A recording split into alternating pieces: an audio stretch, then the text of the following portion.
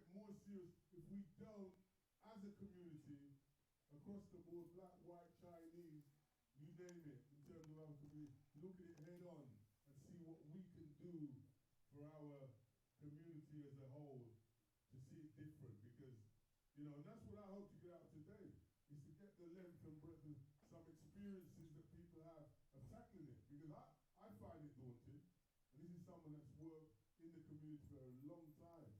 But to face on, you know, youngsters and adults which are really facing the mental health, I want to learn more tricks. I want to know how I can get to them, and sharing the experience is very much so. And the people here today, they go out and each one touches one, I say, then we can, you know, strengthen our community with it. Thank you very much. Okay then. Okay. One more, anybody else? Yes, my brother. Long time no see behind. Yes, sir, brother. Yes, sir. Greetings, my people. My name is Carlton Thompson, and I always represent the migrants of London and many programs. A couple months ago, I did one at Praxis. It was called How Mental Health Affects the Migrants. You know, and it was very good, you know. And the doctor lady who was doing it, she was saying, because I don't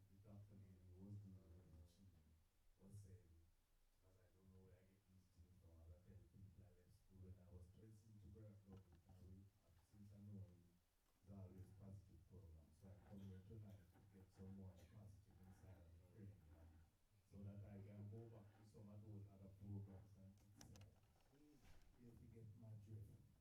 This one says, trade winds are blowing around me, while all around me, what do I see? Unhappy faces, people living in sin and shame. And if we don't find love, God help tomorrow's youth. We're caught in the trade winds of our time.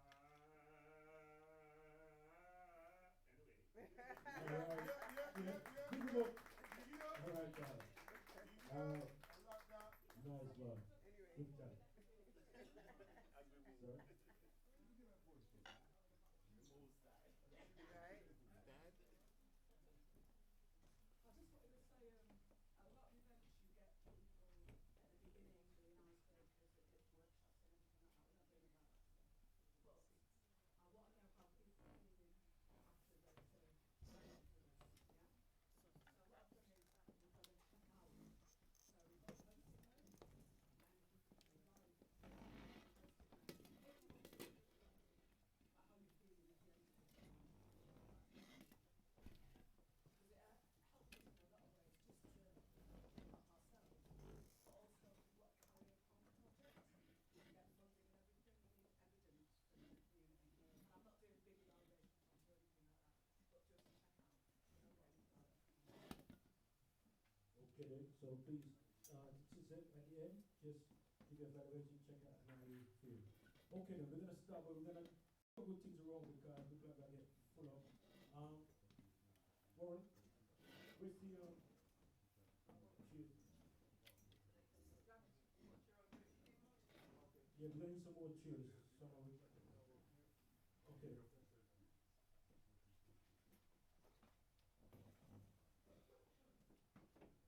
Noted, I've been advised that, the film should be over that side. Who doesn't want to be filmed? Just put your hand down. So, that's alright then. So those who will not be filmed over this side then, yeah? That's alright then, yeah? So, being that we don't want to be filmed, so that's, it goes over that side there. So the camera should be over that side, you're saying? Yeah. So, cameras, I wonder if we can put the camera over the other side, is that possible? Is that plug? I think, Joey, the camera's going to be pointed at you, so... Oh, okay, so the camera will point at me then, yeah? Yeah. Okay, so we'll be at the audience. Okay, fair enough, so that's good then. Alright then. Okay then. So what I'm going to do now, if the panel can, please symbol round here, please. That is Tambra, Kinsu. This Etienne is oh yeah, yeah. All right. And who else? No. No, you sit in the middle there. And Dermot. Who's over there? Dermot.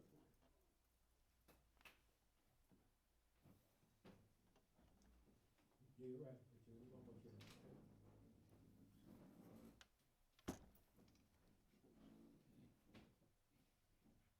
Okay. So what's gonna happen is that the panel can take no more than 7 minutes, just introduce themselves, right?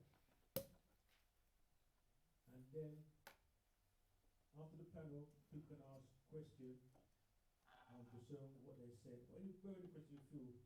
This is really an open debate, open question. And let's be clear, there's no right or wrong. You know, people, this person is wrong and I'm right. Nah. All I'm saying about results. Results. See? So, my friend Dermot said he wanted a limousine on his way here, but Joe,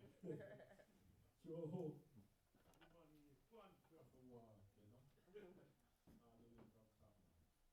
Alright, yeah. I just thank the creator first of all for being here today. And to see all you lovely face, heavily faces is a wonderful thing for me because mental health in our community is a terrible thing. When I was a youth, it used to be so prevalent, but now we can see it's in our face now. Everywhere we look, it's in our face, and especially in the summertime.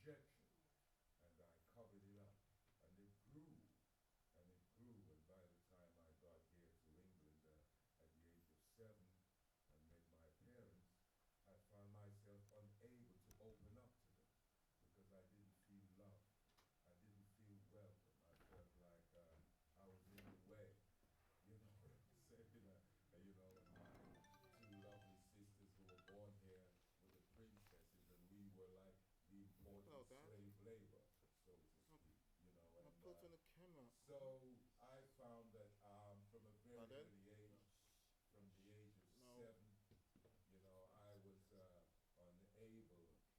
tell my parents how I was feeling. So I learned about, not being able to talk from the age of 7. Yeah, yes. I started to live like that. That's where my mental illness started. And I hope to elaborate Yes. on things and Yes. hope to be able to enlighten myself and you on Yes. solutions to mental illness, because we're not here to learn about mental wellness. But at the Fine. same time, once we learn about mental illness, it helps us to get mentally well or maintain mental wellness. So Wi-Fi it's wonderful. 3D. God bless you. Yes. Yes. Pardon? What's Yes. it like to have a war with the mind? That's something that I had to go through in 2015. I had what they call a manic episode. Now, we hear a lot about Yes. anxiety, depression, Yes. but what is not often talked about is some of the more serious Yes. mental health conditions. So Yes, there's this that. condition called bipolar disorder. And Yes. on the low end of the spectrum, we have depression, and on the high end is what we call mania. Okay. So while working in this very building, I had a bout of mania. Twin We're talking screen about then. racing thoughts, tons of ideas, Leave the green grandiose, one. The green one. psychosis. My perception of the world changed. My behavior became erratic. Quit my job on a whim. Took out a bunch of credit cards. Yes. So still dealing with the implications today. But ultimately, what this experience resulted in was me being sectioned.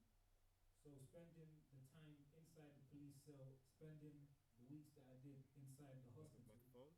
most of it being in the intensive care unit, you got to see a lot of things.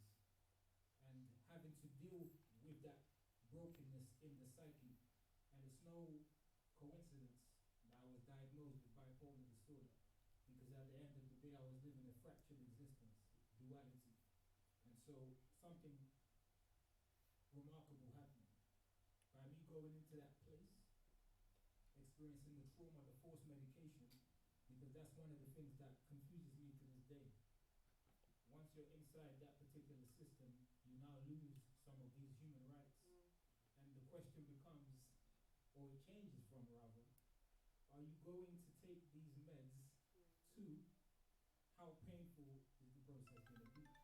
You can either take it willingly, or we're going to get our biggest guys and we're going to forcibly inject you. So these things that happen to me made me question, is this treatment or is this prison by another name? But at the end of the day, I'm grateful that all of these things happened to me, because it enabled me to channel that, flip it around, and then get this story out there, to shine a light on the conversation. And one thing that this has helped me is to, piece by piece, to remove the stigma to a point whereby I don't feel it anymore. And so I can just talk candidly and openly, and I'm doing these things as a lecturer, as an educator, so I can actually have conversations with students at these pivotal ages. The demographic that has the highest suicide rate is men aged 45 to 49. Right? And what we've seen recently is a spike with regards to young people.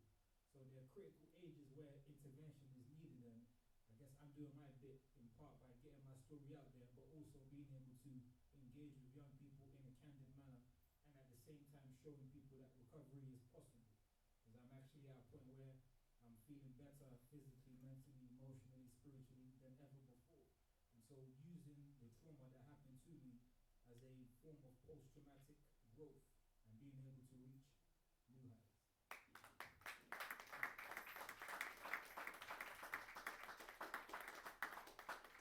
Yes, greetings, good evening, everybody. My name is Kenzu. Well, my story, what I say, I often say that I'm an African born in London, African parents who were themselves born in Jamaica.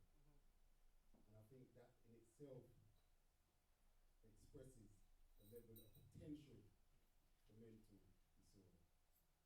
disorder, and that gave birth to the book I wrote, which is Spirit-osis, the root cause of modern disease. So what I'm saying is that having born into that lineage of Jamaican parents or African in Jamaica, and I'm born in London, I went through a process of what I call rigid and inadequate parenting, which is quite common out there, especially amongst my generation.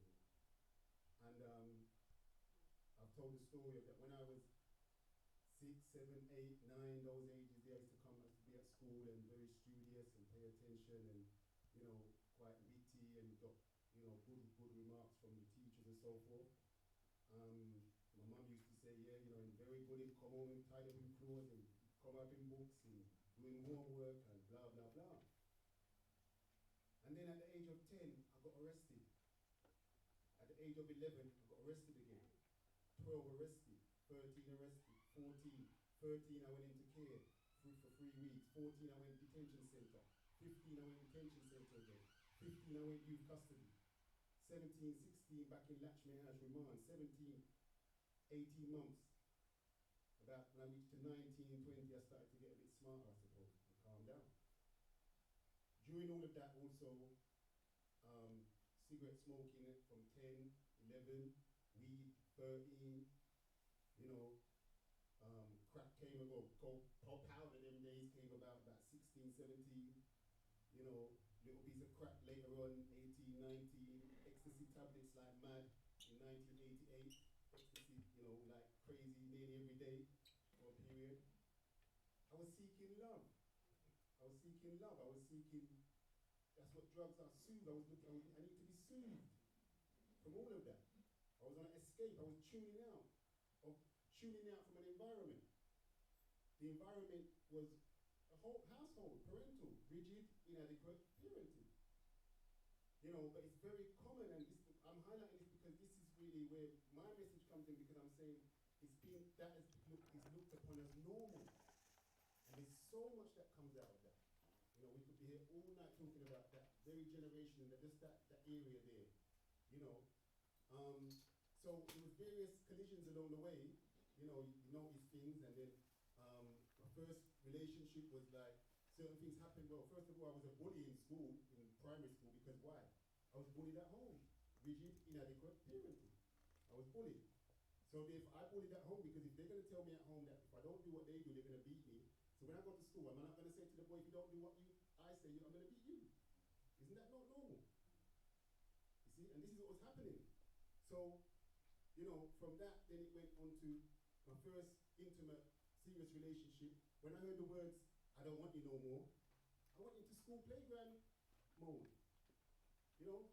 So I didn't know what was happening. That really flipped me out. And tried to get help at that time, but didn't follow it through, on road and doing all my stuff and that. But I jumped ahead to 2 years ago, a 13-year marriage, and came to an end, and so many things, started to study and started to understand the influence of childhood into adult relationships. And that's what started it for me, So that's what's brought me to this point. I went through a whole 2 years now of some hardcore introspection, self-examination, exercises and so forth, and just application to get me to a point where I could be intimate, because that's what I think a lot of us are lacking, intimacy. And this is intimacy. We keep thinking intimacy is like romantic and all of that. No, intimacy is on every aspect, every level of life. Yeah. So I think that's deeply lacking for us as a people. Just general intimacy. So I wouldn't be able to do this a few years back. Yeah, so I've gone through that process. So I'll leave it there anyway for now. Thank you.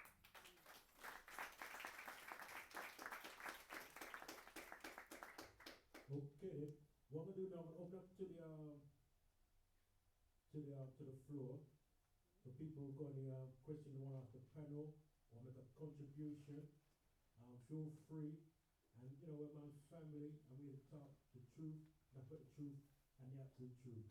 The only way we can move forward, let's be truthful.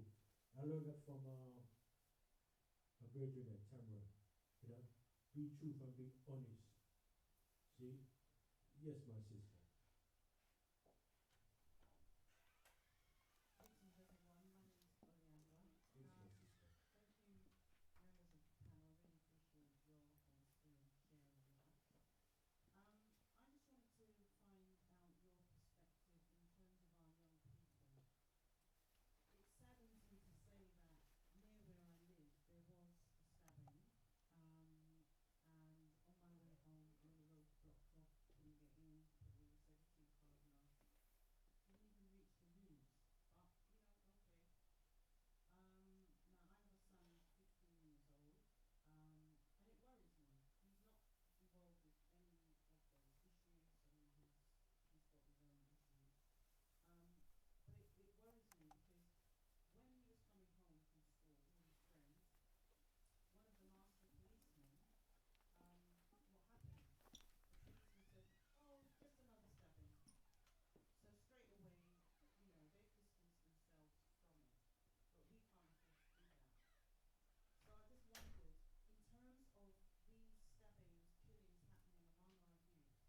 Because if they could look at somebody that looks exactly like them and have this hatred to the point of killing or stabbing or maiming or whatever you want to say, it, as a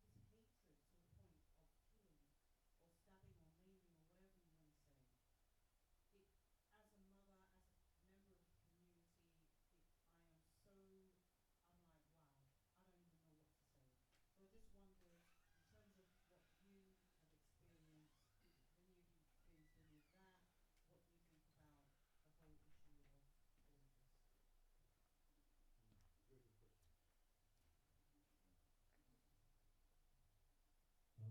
Anybody want to ask questions to go to the panel?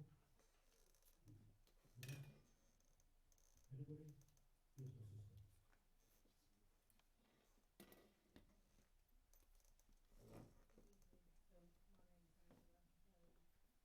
When I was listening, I just wrote down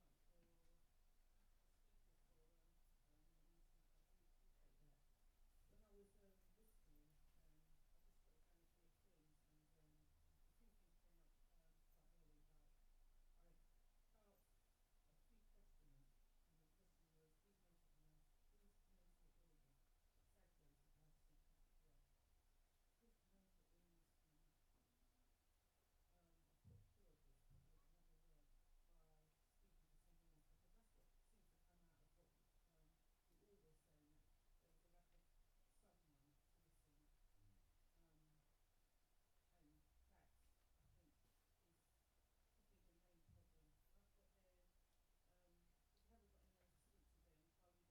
If mental illness can put cure this, probably another word, by speaking to someone else, because that's what seems to come out of what you all were saying, that there was a lack of someone to listen, um,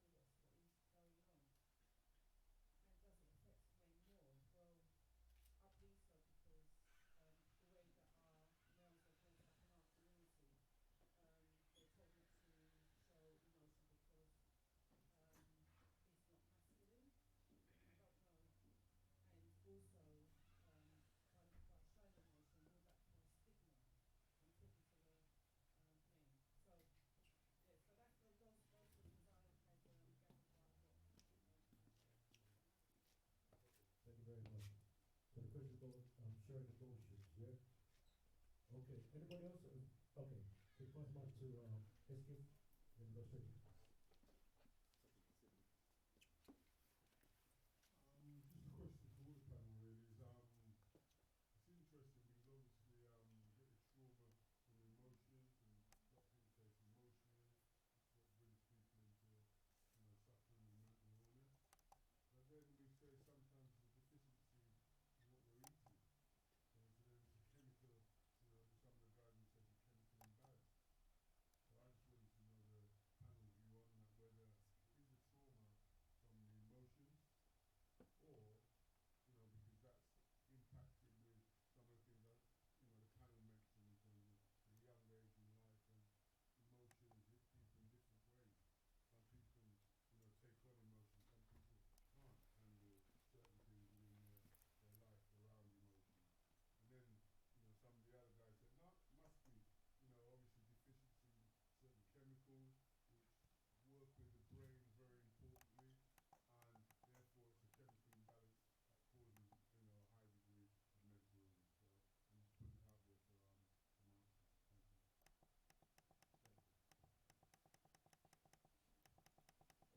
open to the panel, please. Anybody want to ask any question? Was the Florida? Yes. I'm old, I'm 58.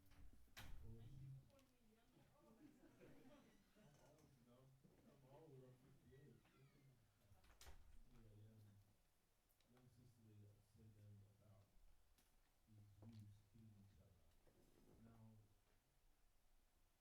about these youths killing each other. Now, when I was young, he used to steal from white people. He used to hurt white people. But because if the people from our country came over, they would hurt us. So it's simple for a black person to hurt a black person and for a black person to hurt a white person. They can get away with it. If your youth killed a white person, it will be all over the papers. They'll be looking for him like anything. And he knows it. So it's simple for him to kill his own colour because no one's looking for them. If the child gone missing, no one's looking for them. They don't care for our youth. They educate our youth. They don't care for our youth. We're living in a system that doesn't care for our youth. We're living in a country that doesn't care for none of us. They use us and abuse us. Alright, I've been mentally ill now for 40 years. And not once have I had talking therapy. Not once have I had a counsellor say to me, listen, we're going to sit down and counsel you about something. I had to hire a private counsellor, and actually a black person who could identify with me. What I'm trying to say is that at the end of the day, we have to realise that these people don't like us and our youth because they see that we elders love a God that doesn't look like them. They're rebelling against us. Our youth are rebelling against us. It's a point you just made. You just said that they don't like us. Do we like ourselves? Put back to you as thinkers out there. Do we like ourselves? Because from what you're saying, I hear and understand. But I also feel that we don't like ourselves. Individually, enough. we do like ourselves because we're the prettiest things on earth. Individually, but we're here collectively. And collectively, in the UK, do we love ourselves? And it's the question I'm putting to you as... Speak to my question. Sorry, I've got to... Speak to my question. As a young, I say young black woman, I'm not from around London.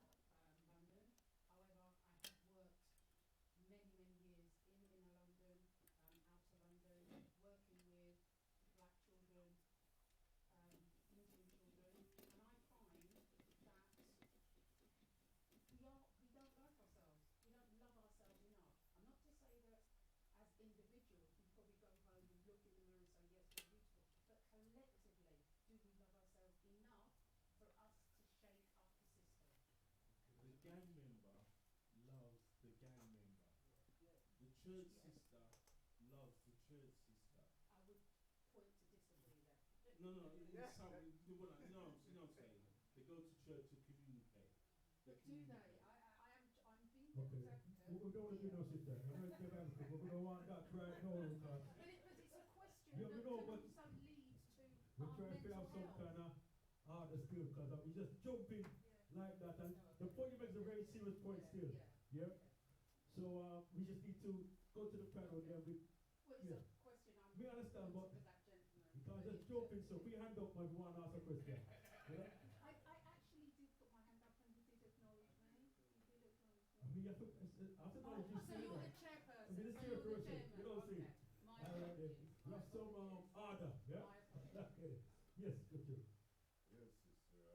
There is a serious lack of love. Love is more of a word. We've been talking about love things for decades. And look at us here in disarray, still talking about getting love and unity together. That means to say, we've been dishonest. We haven't been loving ourselves. And for me, mental illness, first and foremost, through my experience, because I suffered from mental illness, like I said, from 3 up till about 16, 17 years ago. I've been in recovery now for 16, 17 years. Overcoming alcohol and drug addiction and violent and criminal behavior. And the fact of the matter is that, mental illness basically is a spiritual void, is a separation of, man from God, from our Creator, from our higher self, from our higher power. We've gone astray. We've chosen to chase after false gods, illusions. We've chosen dishonesty instead of honesty. We're seeking for solutions on the external, outside of ourselves. When I get this car, when I get some money. Money is always the one, When I get this money, You get 10 million, you get 10 billion, and you still want more. Because the external things are not the solution. So there is a lack of love. And I know that because I know I've experienced a lack of love, and that triggers a lot of mental illnesses. One of them is depression, also isolation, not being able to express your feelings and so on. And when you can't express your feelings to your parents, you can't tell your parents, well, I'm feeling sick today, can I have the day off? And you're really sick. One of the times I nearly died in hospital during the school session because the teacher noticed I was sick, but my parents didn't, and I was real sick. So that's the kind of a thing. And so the same thing is, so when you can't express yourself to your parents and things like that in your home, you want to take it out on somebody. And like the brother said here, we learned from earlier on, oh, well, if you kill a black man, you might get 3 years. You know what I mean? Terribly, you might get 5 years. But if you kill a white man, you're going for life, and the minimum is going to be 30 years, or likely is you're going to stay there forever, and they're going to put you in a mental asylum, and they're going to juke you up with some needles, and you're really going to go mad, and you'll never ever be able to recover. So really and truly, we have to return to love ourselves. It begins with us. I cannot unite with you unless I am united in myself, spiritually, mentally, and physically and emotionally, one with myself. No matter how hard I try to unite with others, it will never work. So I do understand that we have a real serious lack of love of self going on here. And that lack of love of self is a lack of creator in our lives. We've chosen to, well, I know what I've said but I'm going to speak for myself. Because I know when I chose to go astray, I only ended up in drug and alcohol addiction, violence and crime, blaming to my parents, poor me. I was living on my own from the age of 16, having to fend for myself. Who would do any better? So I got violent. I had to get violent to get money, to pay for my bills and so on, justifying it. But underneath all that violence, behind all that violence, was resentment, was anger, for the life I was living, for my domestic life at home, through which I came from, and that really fueled my way down into a descent into crime and drug and alcohol addiction. I often said that there are people who came from loving backgrounds, and yet they've got mental illness. They could ask their parents for the support, and they'll get it, and and they always feel in love. They could talk about their feelings and something like, how could that guy become mentally ill? Well, it's simple. There is still dishonesty going on. Dishonesty is a mental illness. But we get to think that it's being clever. It protects me. But it doesn't protect us. It makes us sick, brothers and sisters. There's too much dishonesty going on. Everyone's got good boys and girls, and all the rest of it. And most people seem to say they got great parents, good parents, and all the rest of it. We've got to come out and talk and be honest with ourselves. We've got to be truly and seriously honest with ourselves. Right. Okay, so just a few things that I've noted down. So the first question, is it exaggerated with synthetic drugs? So what's interesting about my story is that at the time whereby the mania was happening, I was using primarily two substances, one licit and one illicit. And what I'm talking about is antidepressants and cannabis. So that's an interesting cocktail. And what I've come to understand is that it's impossible to separate the manic episode that I experienced from my cannabis usage. And so the main thing that I was struggling with after being sexual was dealing with the side effects that came about from the medication. And that led me to question the diagnosis, to be in denial, but I was open-minded enough to try it, but the side effect profile is very devastating. And my first impression of being inside the hospital was I was fearful because I was seeing how people were moving, and I was afraid that I would lose my mind from taking the medication. But at the same time, it's important to have a nuanced perspective because there are some people who they can't seem to function without the medication. But for me, I had to take agency over my own treatment. And I had to be honest with the psychiatrist that I was dealing with. I'm like, this is not working. I don't like this particular medication. So knowing how to actually navigate the system is a skill in itself. And unfortunately, a lot of people don't have that support network. And they might get caught up in that same loop, in and out, in and out. Another thing, can it be cured? That's something that I've always been dealing with. I'm like, how long do I have to go without experiencing anything before they'll say, oh, it's gone? Or is it a lifetime diagnosis? I have the label upon me. What are the implications? Right? And so with something like bipolar disorder, it still has a strong stigma about it. People use it in a pejorative manner. And I don't blame them because it's from a lack of understanding. And I was in the same situation. Can it be cured? Some people, they cycle up and down many times in the same year. I haven't had an episode of mania since 2015. So for me, I've got to the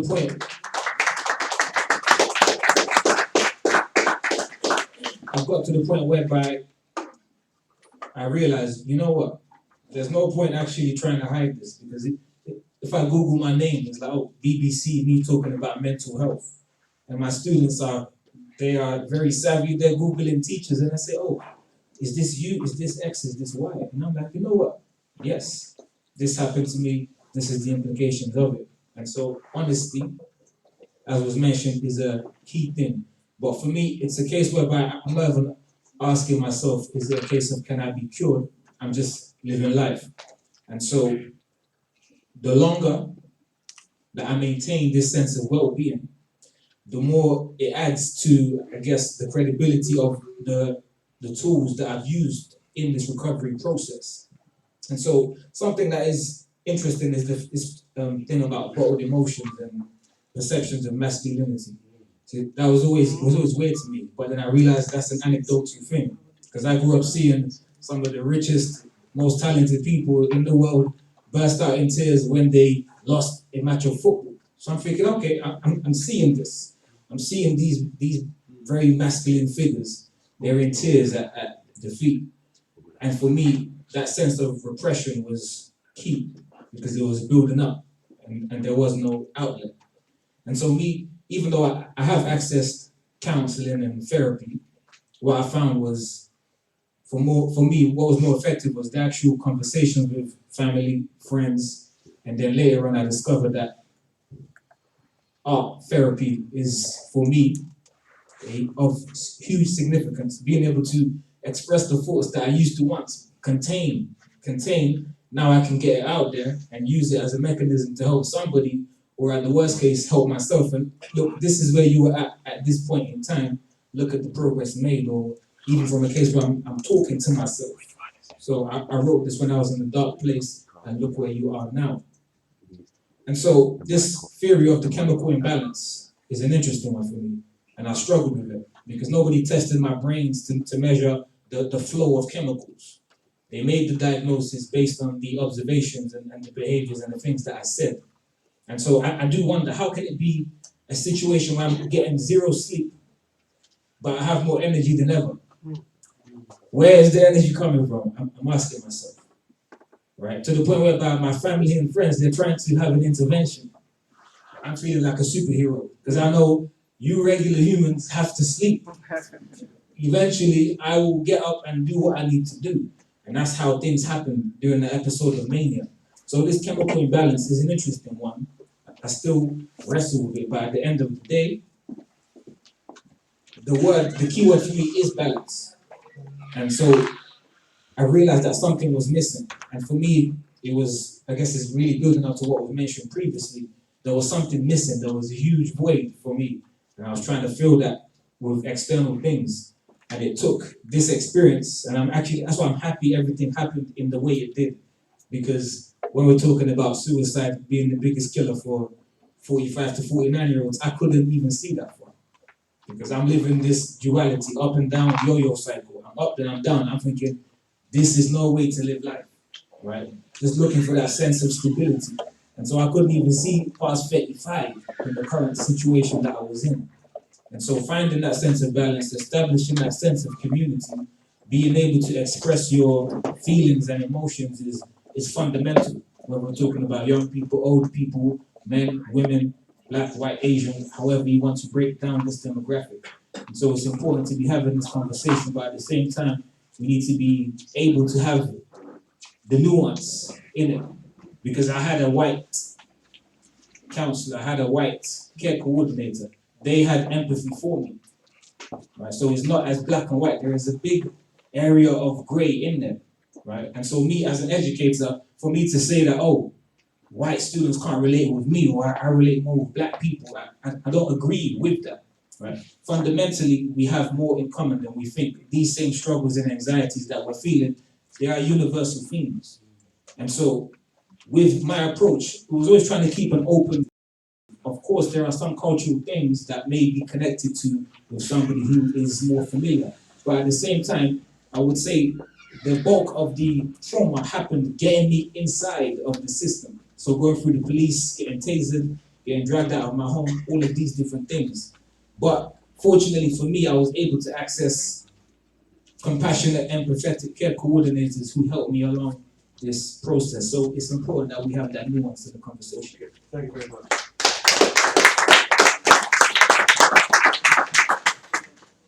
Okay, yeah, so I want to pick up from the point, love, that you mentioned there. I think, love is a very relevant term, definitely what we're speaking about. And many people have had different takes in regards to different definitions. I think the greatest and the best, clearest I've heard and I've got close to is, love is just life. It's an expression of life. Peace is another one. Bliss is another one. Ecstasy is another one. Compassion, these are different expressions of life. Now, why that's important and how it relates, it doesn't take anything away from the conversation, is that in early childhood, as I gave my story, and we've heard many stories, what takes place is a closing down of life. Emotions are solidified and closed. They call it shyness. They call it withdrawing. Shyness is a withdrawing from life. You're closing down your life force to protect your life force from the unsafe environment, which is, in my case, and many cases, rigid, inadequate parenting. Shy. I was shy as whoever, and there's so many shy children out there. So it's a closing down. When this closing down takes place, then you go into ego and all of this and all of these terrible things, because now you have individuals out there relating to others in a lifeless mode. So it doesn't take nothing to stab and kill someone, my sister. It doesn't take much to go and kill another person, because there's so much, there's very little active life, but a lot of active pain converting to hate and fear. And this is where, going back to the brother's point again now, with the love and the racial thing, and this may gonna touch a nerve for a lot of us in here, yeah, is that the pain from childhood converts to hate, to fear. And that hate and that fear is expressed out there, because if you're carrying a lot of pain and hate and fear, and I come along and say, he's our enemy, you're gonna jump on it, because you're looking to express that somewhere. It has to go somewhere. I spent 17 years doing that. As a member of an organization, I'm not gonna call the organization. I know what I'm telling you here. I went through the whole road from cannabis, crack, and cocaine and ecstasy, all that, to the next drug was hate the white man. That's the next drug. Black power. Rah, rah, rah, rah, rah. I'm not saying, I know somebody's going to get touchy, but I'm not saying black is not relative. It's very relative. I have an African name. You understand? It's very relative, but the Africans deal with universal existence. And this is something that's lacking for us as a people, because if you align a child, everybody should be aligned with the universe before you empower them with education. Education is a powerful tool. If you align it, it's all about identity. That's what we're speaking about. Your identity is the hand that holds the knife. The identity has to be right. You see? And we're lacking the identity. And when I say identity, I don't mean, because it goes beyond, like the brothers explained, it goes beyond race. And an example I gave last time on the radio is that when most of us go into meditation, those who have gone into meditation, right, and any other blissful experience, when you get to that point, tell me anything about race. Anybody tell me about race at that point? It's not about no race. And that's the most blissful and the most realist thing you could ever experience. But there's no issue of race there. You see what I'm saying? Yes, I know the white people have done this and that, and I don't say the white people, white organizations, the powers that be, that have done this, and we can speak about going into Africa and all that. Yes, it's all very relative, but what I'm saying is that a lot of our pain and anger from within has been offset that way. Because we need a place to put it. If it's not fighting on the streets, if it's not alcohol, if it's not junk food, if it's not weed, if it's not crack, if it's not cocaine, you need somewhere to put that, to soothe that. You understand? So that's what I'm going to say for now.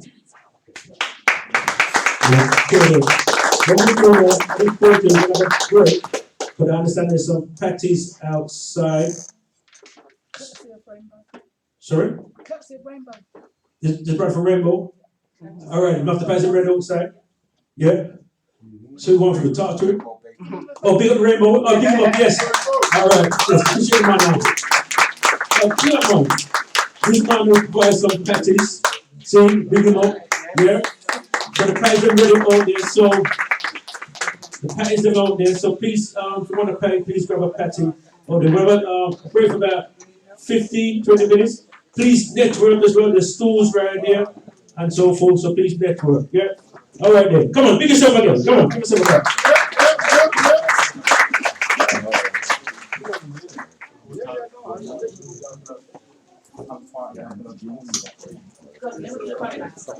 No, it's free. Pay for free.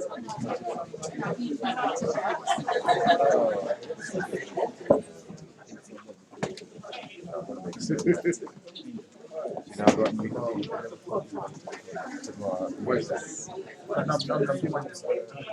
Anti-gene.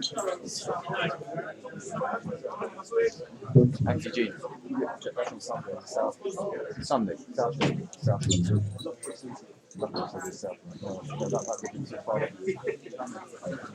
are you doing?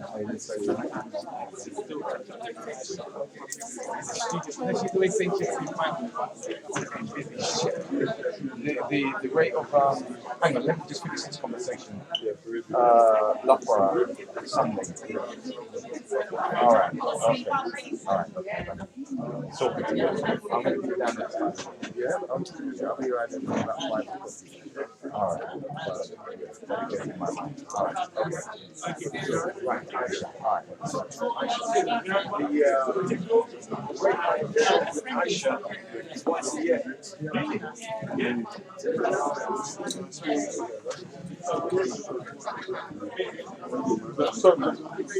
Yes, Kevin. Good to see you. Yeah. Yeah, you know, up and down, you know. So what you did, you still did the thing that you did before.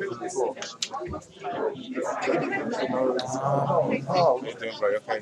Yes. yeah. Man, how you doing? Long time, bro. Slim down, man.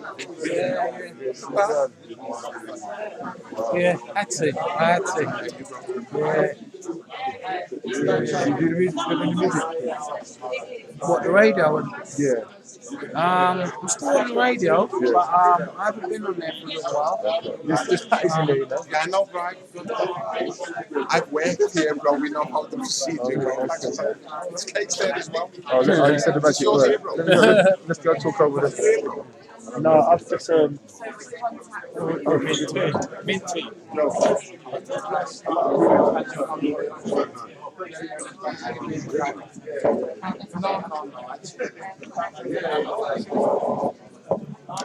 Is that a camera on there? Bloody hell. You know there's a camera. Yeah, right there. That's fantastic, isn't it? Doesn't sound like one of them ones that they use in the week, would it? I had a few of them. I should have saved it for that. That's fantastic, man. Yeah. What? I didn't know you could use them. I chucked them away. Yeah, I must have looked for my webcam. I've got one, but it's not like that. It's not that kind of comedy.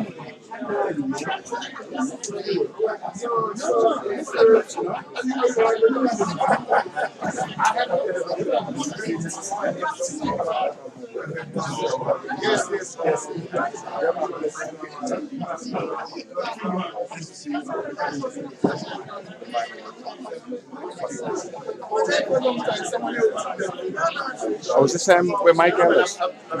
What's her name? This is where The girl is from Liverpool. Miss The Locks, yeah. She's from Liverpool. I didn't know that. Yeah, she's there. That's Good done, man. Good done. Where's your stuff, Ro? I just left it behind my phone. Yeah. You know,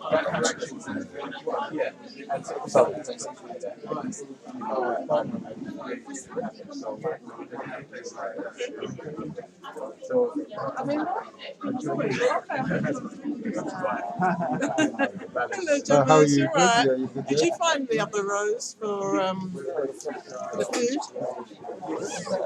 Oh yes, I did actually. Yes, I did. But I had that number. Remember she did the gig for us, she did the World Stage? Oh, I wasn't thinking that day. I was I think trying it to was just funny. Yeah, If you want someone to cook food, it's the other road. If you want someone to eat food, it's this road. I need to get some of my, because I've lost my numbers because I changed phones. Yeah, I need to put the number back in the phone and make sure which one is which.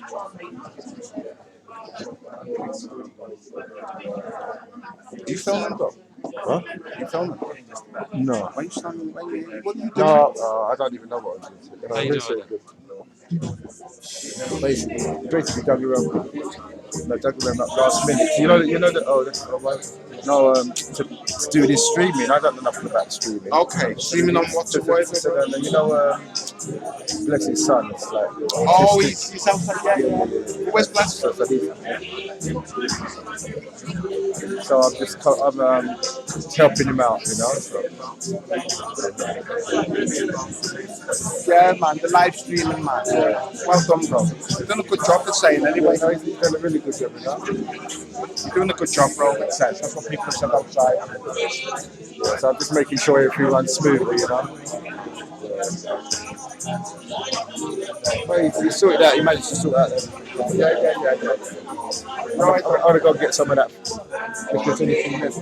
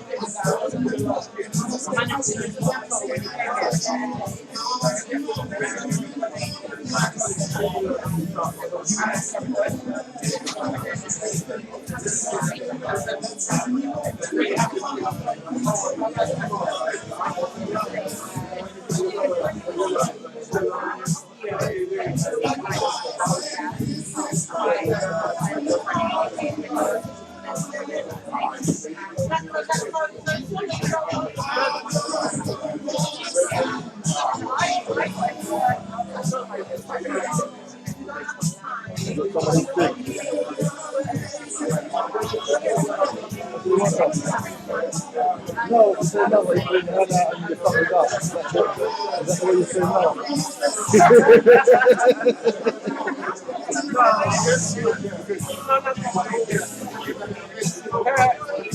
Actually, smart done the difference between the two, you know what I mean?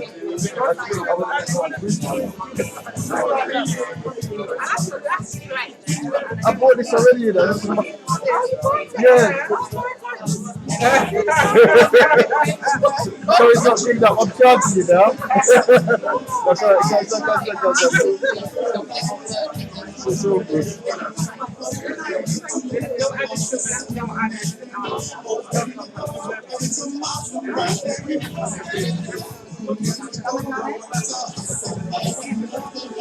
How much is that?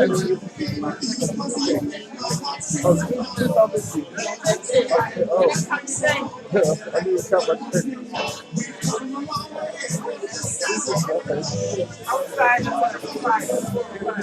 So how much is it? £10? 2%. Oh, 3%. For that.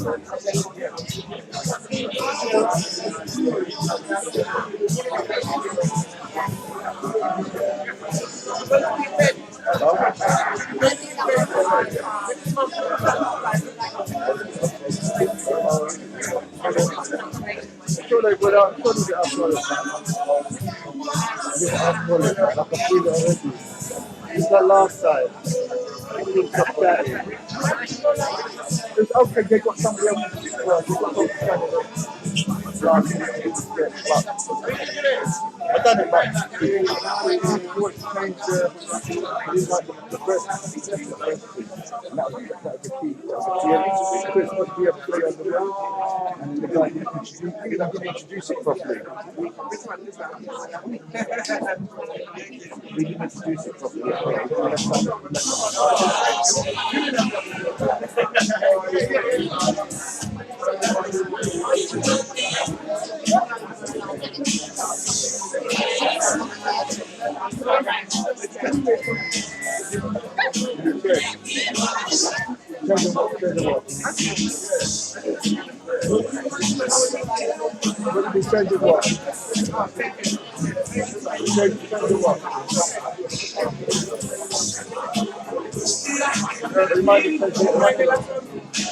Last one. I always do that. I feel like I like it, man. It's not in that thing yet.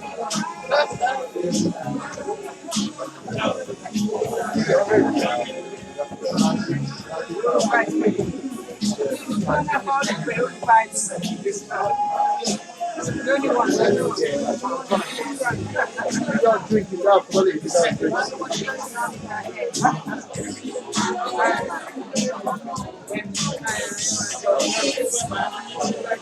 Hi, how are you? You didn't come to my last event. I put a shout out for you. How are you? Yeah. Because that's the phone, my phone. Okay. Take my number, we exchange numbers again, yeah? Oh, no, yeah? But there's one in, huh? Yeah.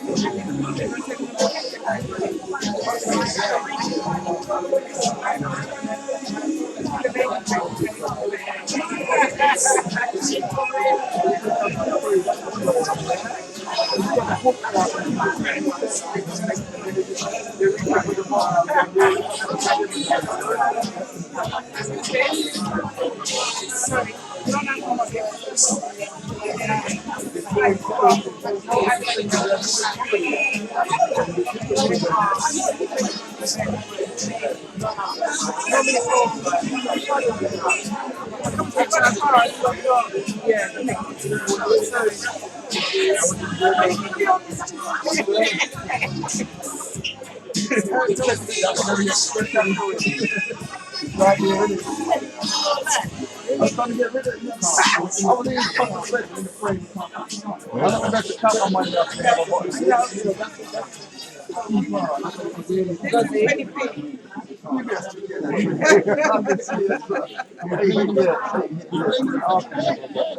Mind the camera. Sorry. Events. It goes about your events. So you know me now. Yes? Give me a missed call just to make sure. I'm going to give you a missed call now, yeah? Yeah. Just make sure you get it, Yeah, got it.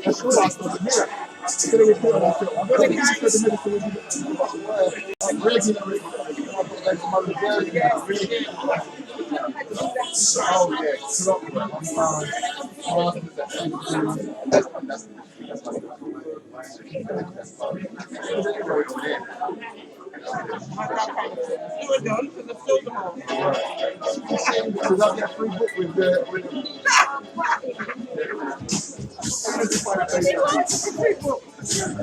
I bought 2 bottles. I can't read the book without my eyes blurred now.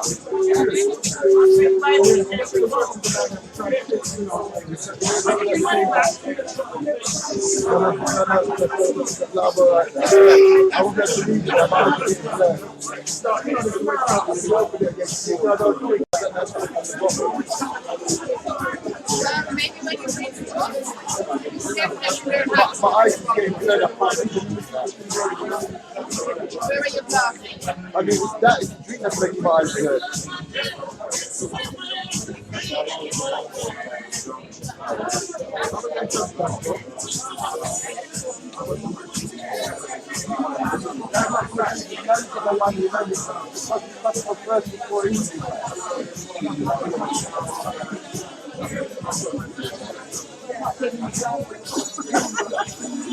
We can pretend.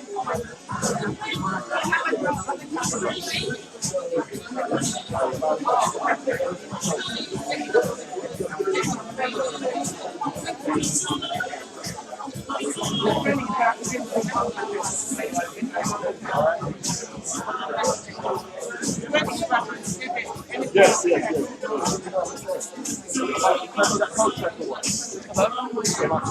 Anything over there?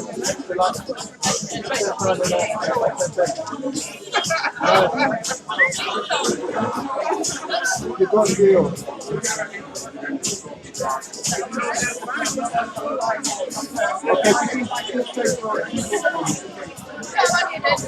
I'll have another 5 on that. 5, 5, 25.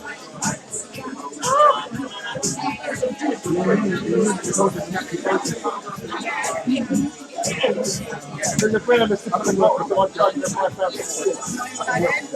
Because I believe that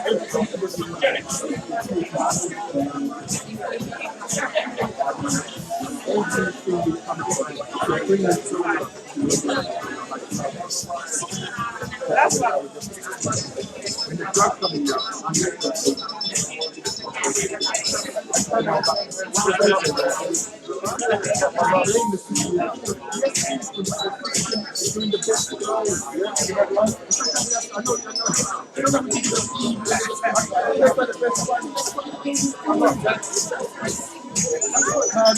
military there.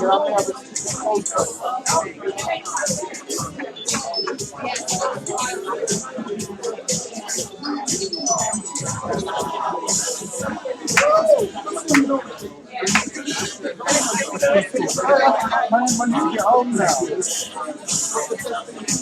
I already saw somebody I want money to you. That's like the one of the cats where I really she trying to think it's all money.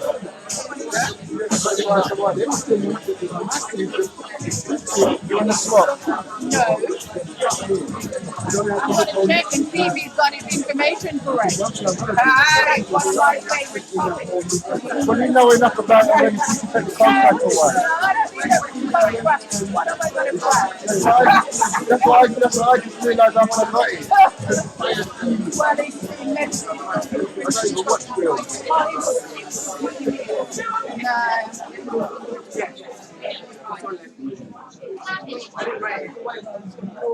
Alright, Trevor. No, I'm not alright. Oh, you're not? I bought something in contract but when it's I know you watch films. Just now.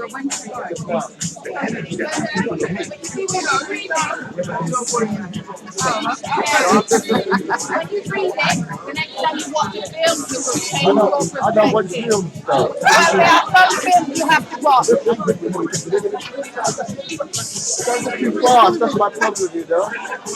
So that's what you think of a young person perhaps who's into films. You can think of a young person who loves watching films, let them read it, and that will change it. Yeah. I said it's 15. It's ordinary, ordinary 20 pounds. But you're going to get a 50 pound deal.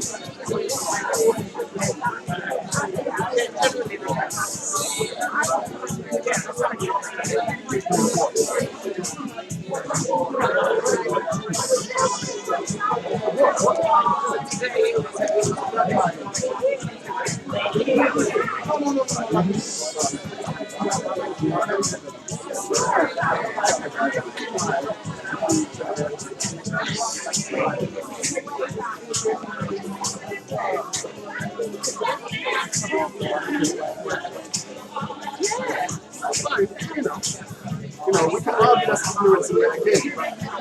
My thing is, around the household. You know, if it was nurtured a certain way, you'd be able to deal with that differently. If your humanism was nurtured, and I don't want to go speak about child developmental needs. When I talk about Africa growing in London, there's no the child development needs are gone. We don't know them. Yeah, UK. We don't know them. We just don't know them. So how are we going to raise children? I ain't got a clue about child. So I always think about a toddler. The time when they get a child, the parents call it anymore. Yeah. They call it terrible twos,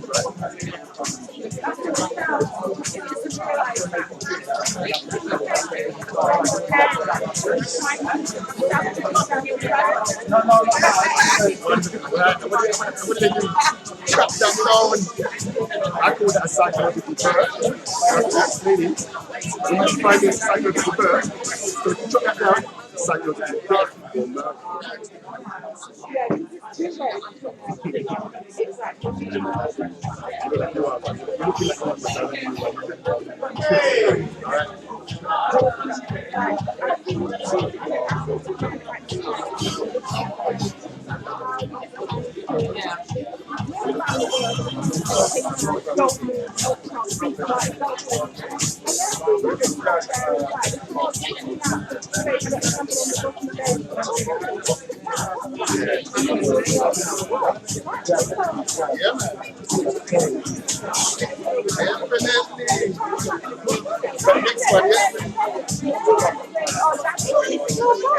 Keep going with it.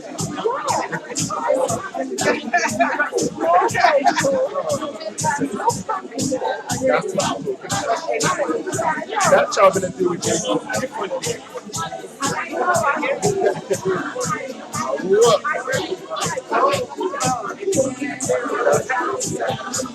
That's what I'm talking about. You're cultivating humanitarianism. You're cultivating not about raising. You're raising. Sorry, you cultivate an environment for human beings to be safe.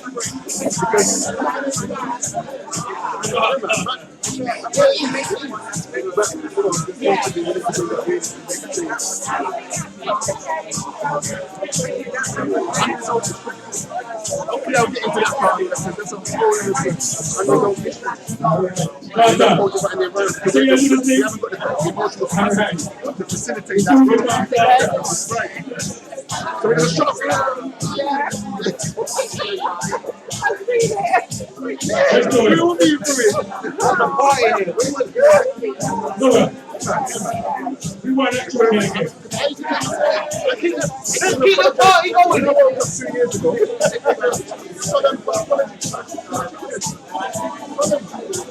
And I've changed. I know I look at my partner and changed. Come on, dear. They'll catch you later, don't worry. You know the content. You can sing. You know the dance. Right? So they're moving.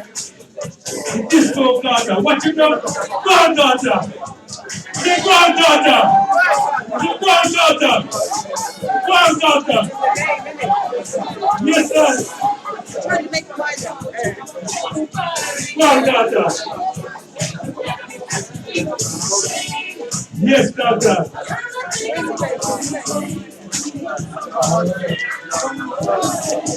Yes. Yes.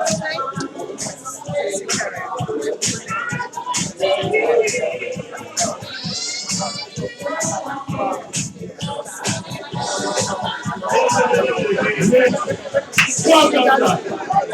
Yes. Oh, sorry. I don't want no speeches with China's daughter. Yes. Are you recording the whole thing?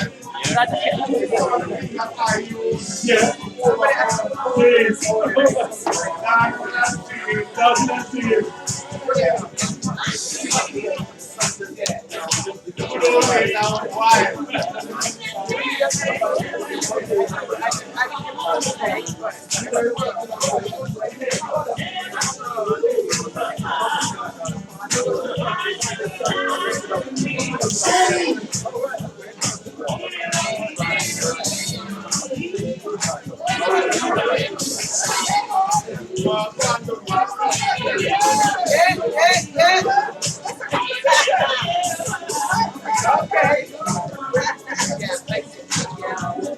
I'm glad Jesus I share with you.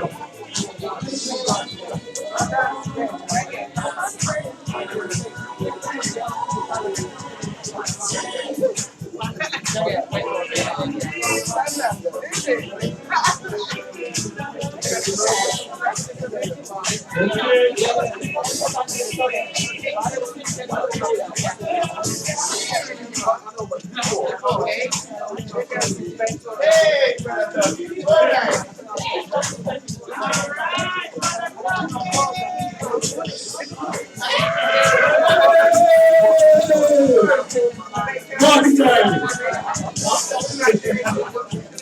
So not laugh after this.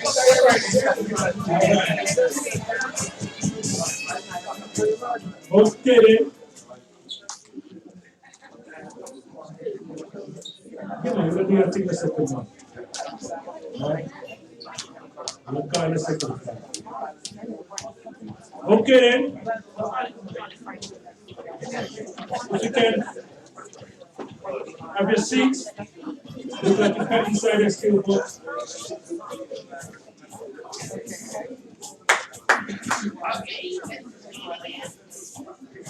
Okay then.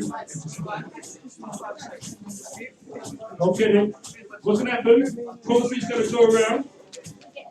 Raffle. And you have raffle 2 books on the courtesy of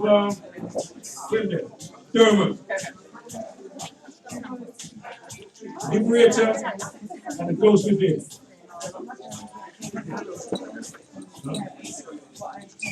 It's a kind of raffle. This is Kofi. And the reference to say the reference to not good to yeah? And the Kofi. What's going on? Give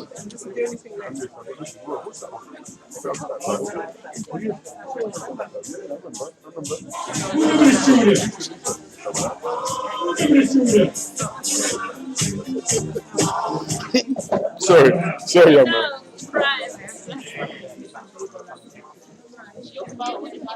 Nice.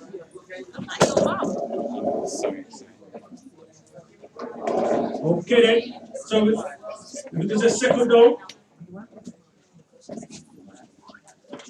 We would love to go through. So how's everybody feeling anyway? Everybody feeling good? Yeah? Alright. But also convincing to me, you know, because there is some serious reasoning. And you now get this from BBC or ITV and them DVD program there, you know? Only place like this. Also want to big up to a man called Chalice. Chalice pick up the stage every single time. Because I went to this workshop last week. Him and his sister Joe talking about grooving. And it was a powerful workshop. Like, Chalice, stand up man, and Joe, stand up man. Because I want everybody to know who you are, man. You know? Pick them up. You know? And the man contribute on the radio regular. You know? And you have some serious information. Right? Alright. Kofi, you know what you're doing? Yeah. Alright then. Alright then, that's cool. Alright. So if we can just settle down. There's no more cheers left. There's no more cheers right back there. Where were they? What did you know? There's some cheers right. There's one over there. I think there's some more cheers around the other room. It will be very tight. Good? Yeah. Okay, let's settle down a little bit. Yes, we're breaking. All right. Okay. So what's gonna take place? We're gonna have a spoken word by the man go by King. You do spoken word as well? So you wanna do something as well? You sure? Yeah. You never you was put on the program, you know. But the way you have one, it's how people see it. Just push up them chest. Right there. No problem. That's how we do the thing, family. You know? So King, you ready for it? Come King, I hurt myself no more.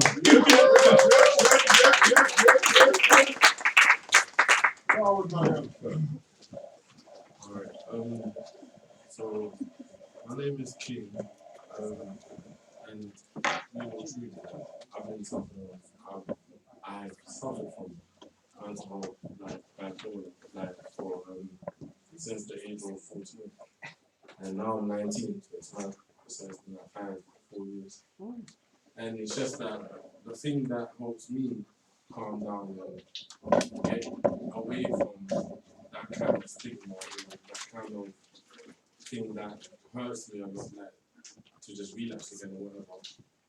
It's my poetry or my rap, whatever I do, and it's all about conscience, like for me thinking within. So I hope you guys just like it. So it goes.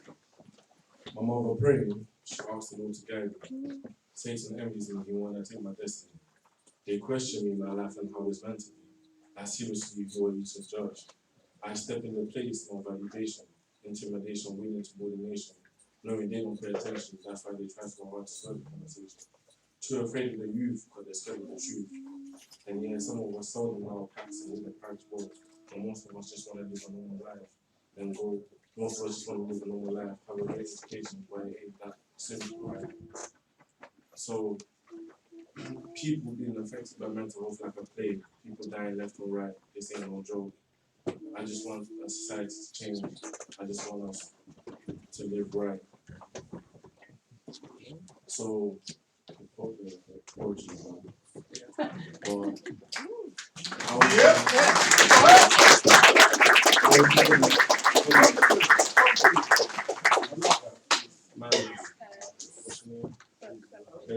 and because like I had when I had bipolar, right, I was suffering like from deep bipolar, like psychosis, and I was also in life of crime and whatever, like knife crime and all of that. So it was like in a moment of time where it's my mom, it's the love of my mom that holds me up. So that's why I love mom.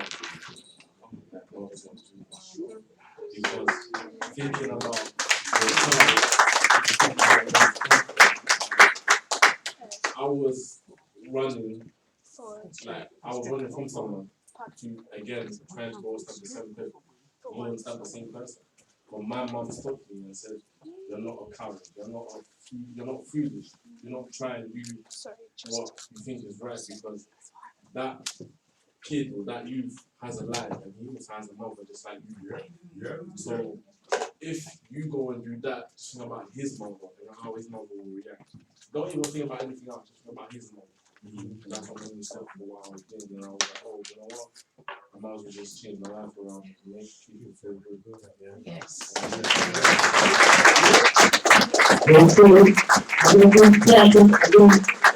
This sister, you know she's about the program, but you know her already. Not you, sister, cartoon first, you know.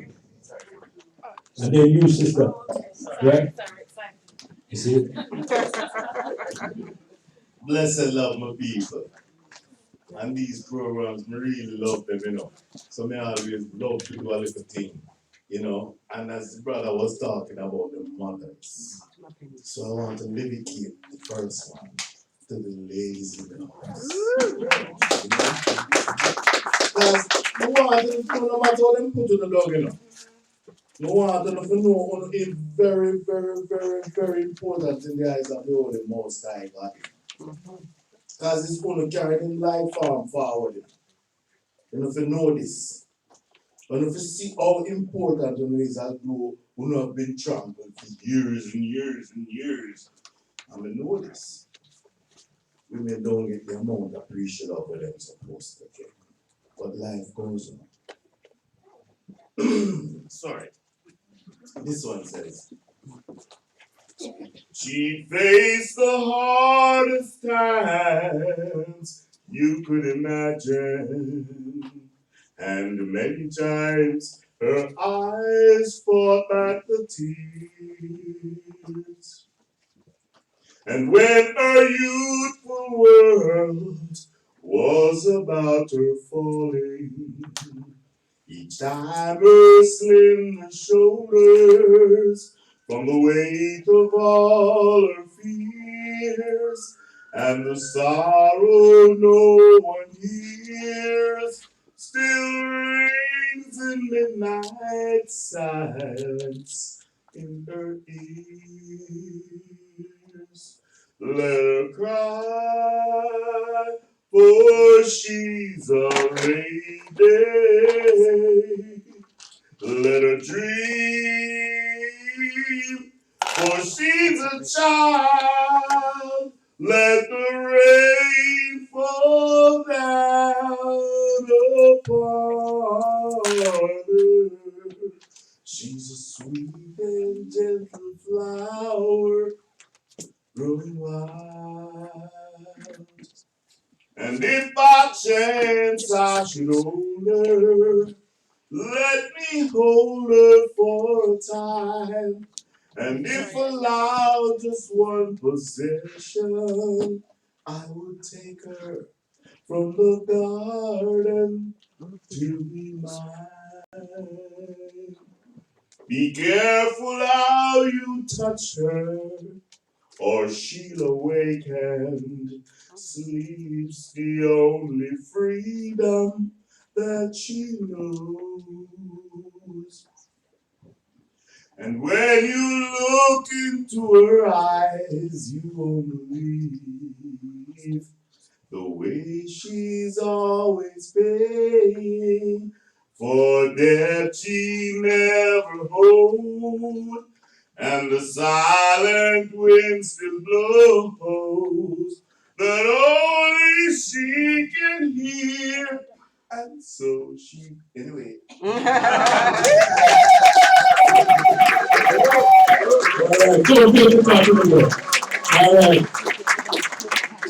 All right, baby. Now this sister, wasn't the program anyway. So anyway, go on.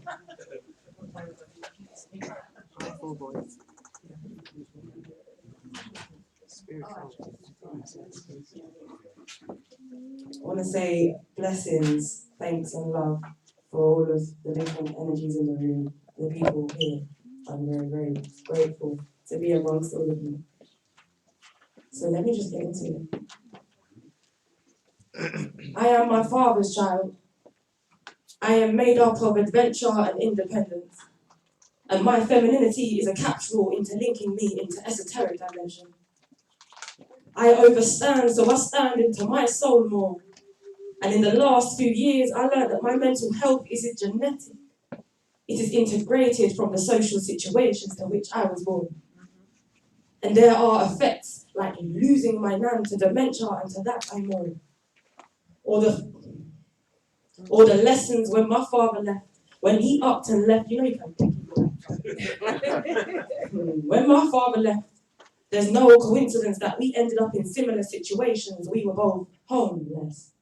Yet, universe, I am grateful for receiving all that I need. For my father's actions, they filled me with the spirit of love and not the spirit of greed. Grandma, my father's mother's life was a whirlwind. I am the change that I want to see in my generation. I let that ego in the bin. I write my experiences on paper, never chasing the bank-made stuff, because Erica said time's a wasting. Yes, time's a waster. And in my dreams, I elevate to dimensions to where I am a queen.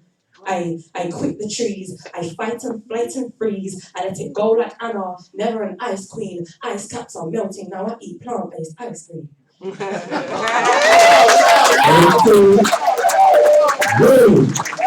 know, so it's the first time I met this sister. Yes, man. Right? And because you said she's a spoken word artist, and we said, all right, I take my number. And then I noticed that she looked at me like said she wanted to do some poetry. Right? I said, she go on. You know what I mean?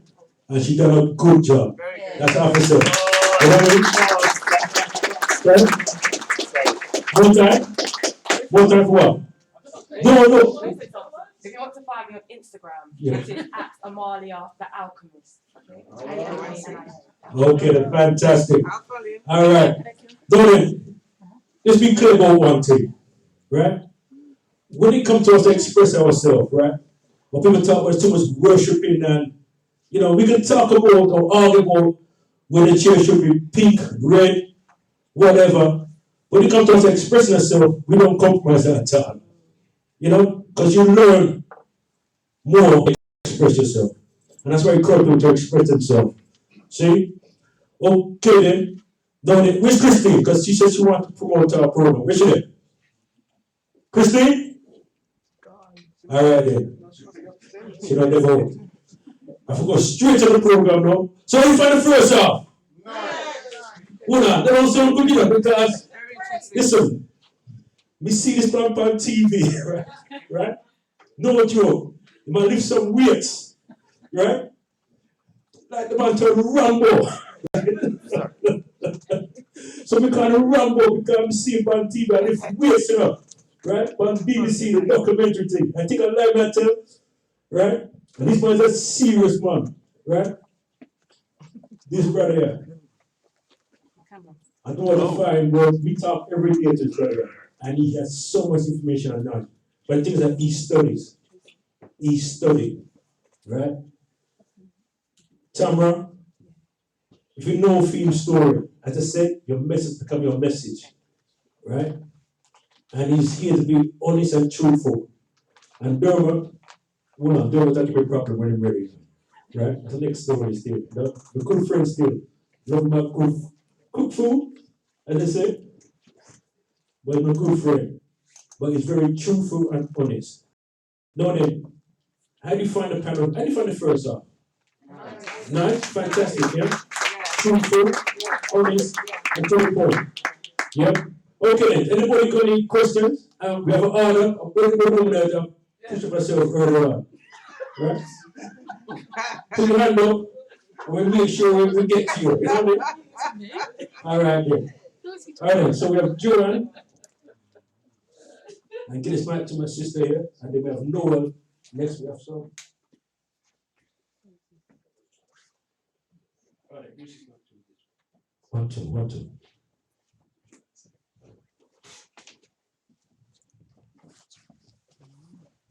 Good evening, everybody. It was a really good first half, and I enjoyed all the comments that the panel wholeheartedly gave. And we talked about truth. Everybody was quite honest and open, and this is what this is about, isn't it? Men speaking about their mental health. And this is a really good forum.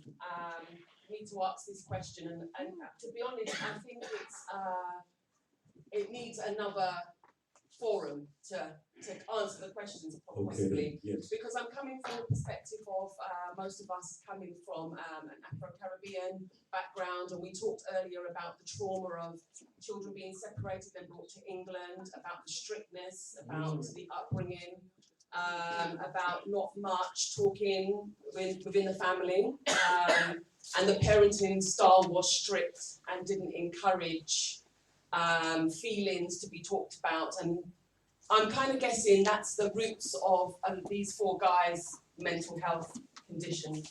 Even when they came from loving families, it's just the strictness, and culturally as a people we can kind of share the same kind of upbringing in some shape or form, with the beats and no talking, basically, kind of culture. And it stems from, so I can kind of relate to these guys, because I'm looking at them thinking some are slightly older than me, some are slightly younger than me, so I know the generation we're talking about, yeah? So my question is, because we come from a shared background, yeah, what can we keep from our heritage? Because there's lots of positives within our heritage, I believe. And what can we change? What can we change? Okay, that's a good question. Okay then. Anybody else? I tell you what, is anybody else from the mental health, who works in the mental health industry, who want to share or add anything? Okay, then we go to Noel first. Alright, go to sorry, go to the brother at the back there, right? And then to Noel. Yeah? Well, I haven't got a question. But just to add a couple of things to what's been said already. I guess it's been said already. I mean, I came a little bit late still, so. Yeah, I work in the mental health field as a practitioner. I also suffer from bipolar myself, so I kind of seen it from both ends. And one thing that came up when I was talking to the brother that was sitting right there before the seat got stolen. But we was talking about how when you get section, basically for them or for the system, it's a lot easier it's a lot quicker for them to section someone, get you sent to a psychiatrist. From the psychiatrist, you get put on drugs straight away. Now the first thing is when you get sent to see a psychiatrist, when the drugs that they prescribe you, they don't know exactly how much dosage of that medication that they're giving you. So basically, if they're giving you, say something like risperidone, say for example, you know, it's a recommended dosage. I mean, if you actually look on the actual packaging itself, it will say recommended dosage, maybe 30 milligrams, say for example. So, or whatever. So, yeah, it's a recommended dosage. But obviously, it depends on the individual. That dosage might not be enough, or it might be too much. Do you see what I'm saying? But you know, this is my beef with like the whole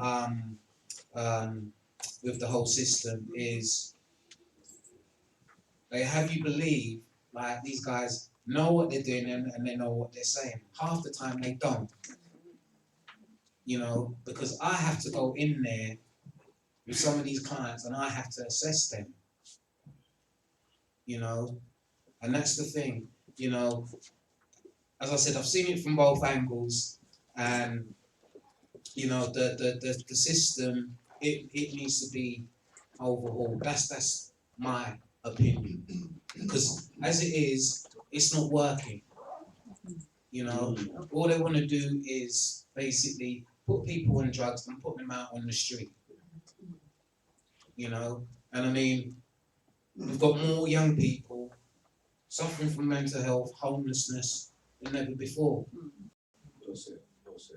You know, but it's just, as I said, it's a system. So okay, then we're gonna go to Noel. Right. Thank you for sharing.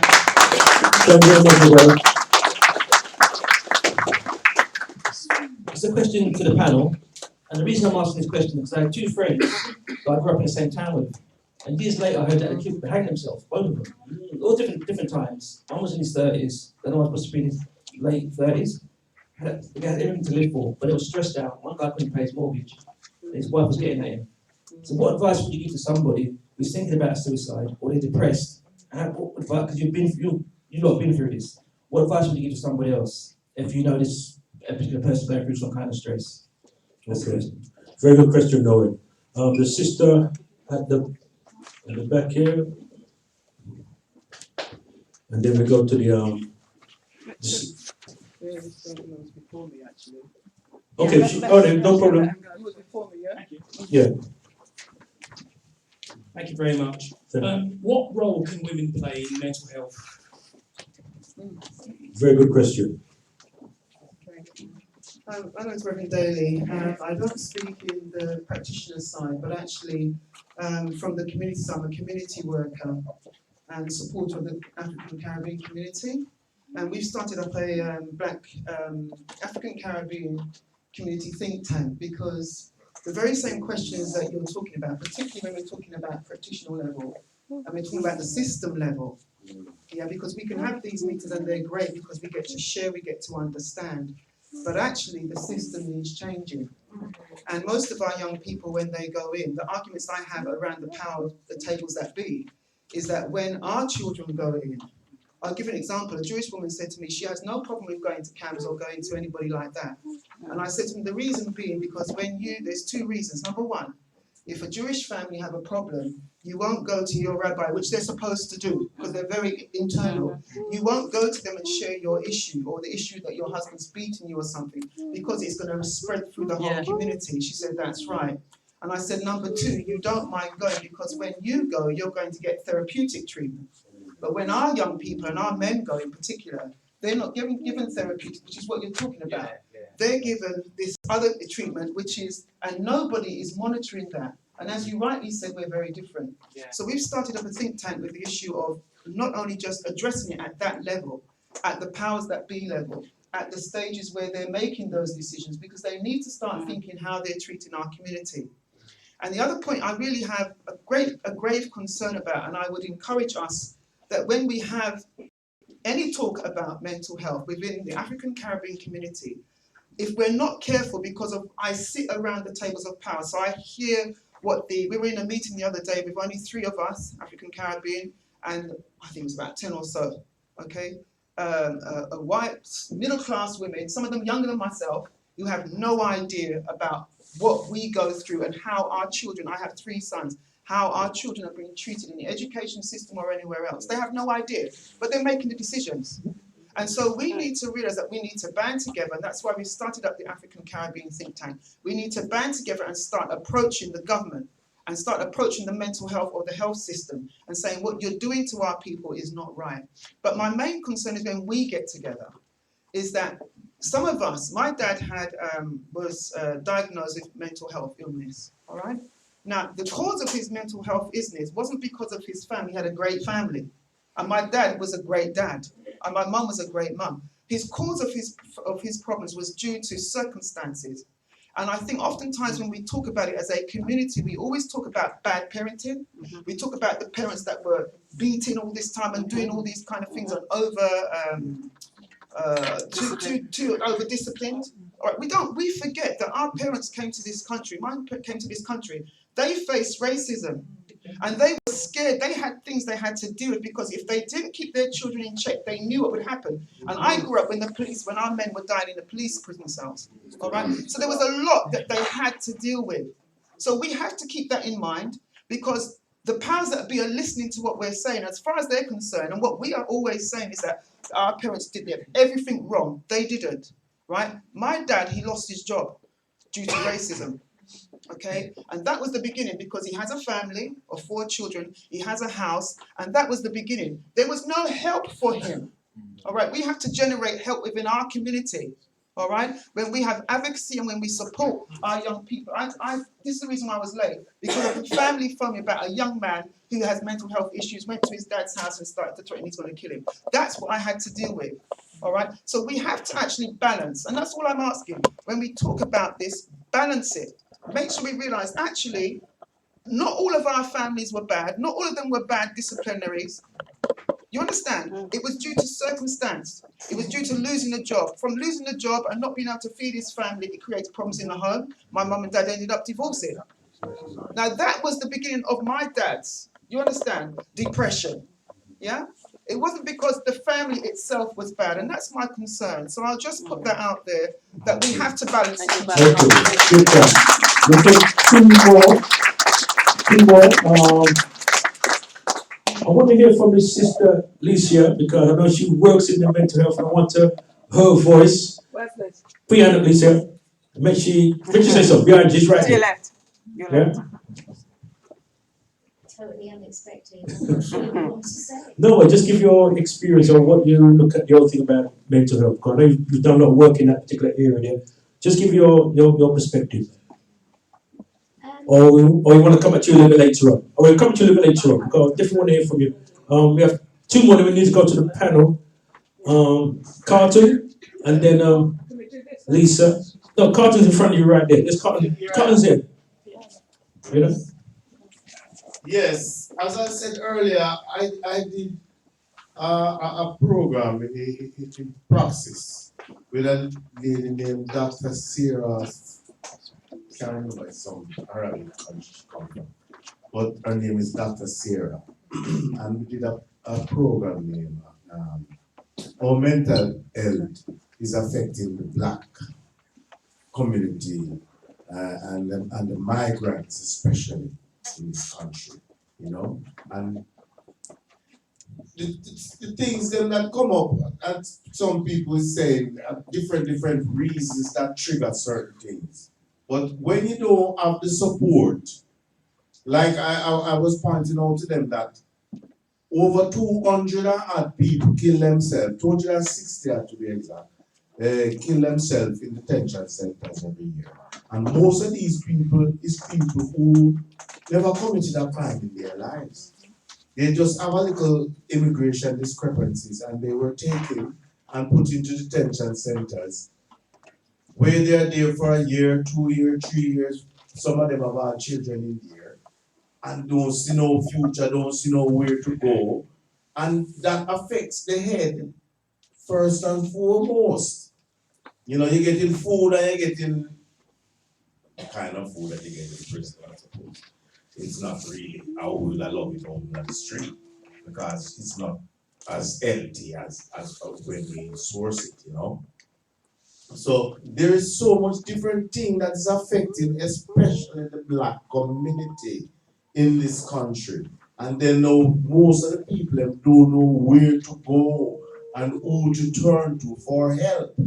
You know, so as the sister was saying, some changes. I was even saying to the doctor lady, so well then boy, we need to get something in the media. We need to find a way to get some of these understanding into these parliamentarians so that some of the things might be changed. Because it don't, a lady up in Edmonton, some of that I know, we call her color. And she here say, if you go on like your man, you will get British status. She go home for her yard and start going like she mad. And the people them next door call the police. And when the police them come now, them just hold on pan her and car go station and then car go to the hospital and end up seeing check her. And from that that's how she start. Oh my God. And she was really mad if her family them never take her in hand and try to bring it round. You know, she wouldn't come back round. Oh my God. You know, cause you know, so this the shits them said that when you get this injection business, it turn you in a zombie, you're done. That was all I have. Okay, good job. Alright, we go to Lisa, and then we go to the panel. Thank you. Greetings. So this is really in response to Noel Gordon's question, because I'm a person-centered counsellor, and for some years of my work, I worked in London's only one suicide retreat, just here at Finsbury Park. And for the majority of the years that I worked there, on a voluntary basis, I didn't see very many black people, black faces, men, women. It was for 18 plus. And in the black community, I don't know if you know, but suicide is rife. Suicide in the mental health field, it's absolutely rife. And like the sister over there that was saying about her dad, it was circumstances. So many of the people that came into the suicide retreat, equal amounts, males and females, predominantly white, males and females, and they didn't really have mental health issues before they had traumas in their life, stress. Some was wife left them, job got lost, couldn't pay the mortgage, mental health issues came, depression, and most people just can't see a way out because they can't communicate. And this is, and it may have been said earlier, one of the large things in our community is communication.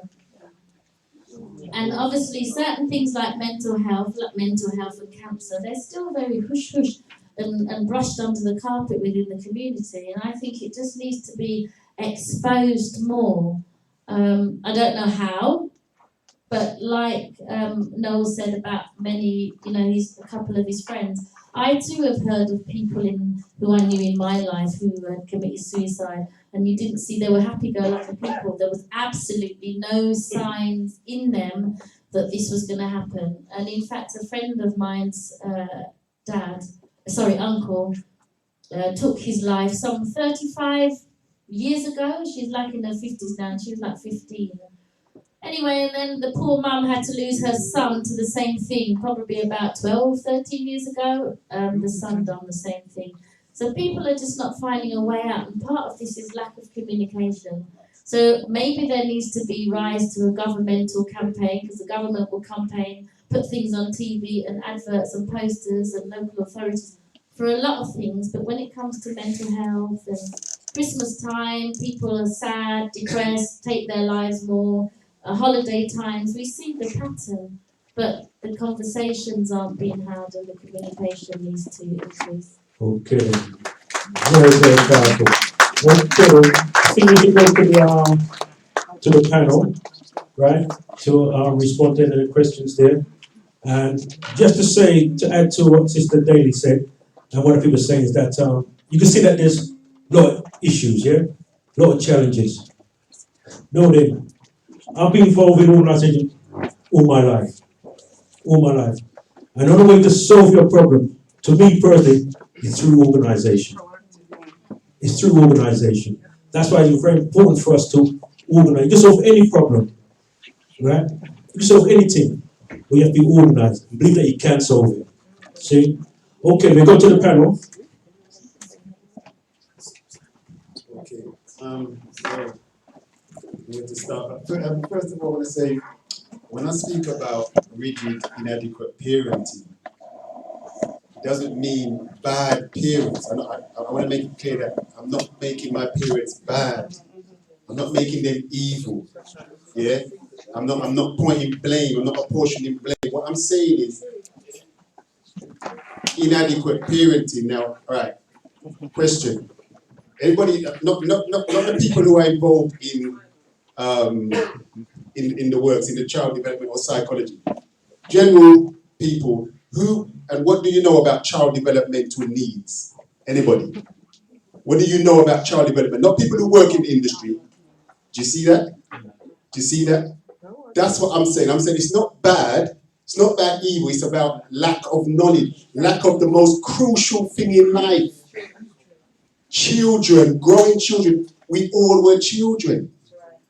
So if child developmental need, that means if they're not met, do you develop? That's what they call adult children. You have adults walking around with children emotionality, children minds, children mentality. When they go into relationships, how do they relate? How can they relate? They're looking for mommy, you're looking for daddy. Yeah. Unrealistic expectations. Crash, bang, relationship dismantles. And I can go on all day. Child developmental needs. It's not about bad or evil parents. It's about parents that don't understand. And then you go back to the journey, you can see where that knowledge has disappeared. When you go back through the transatlantic journey, you can see it's disappeared. It's not about bad or evil. It's about what happened.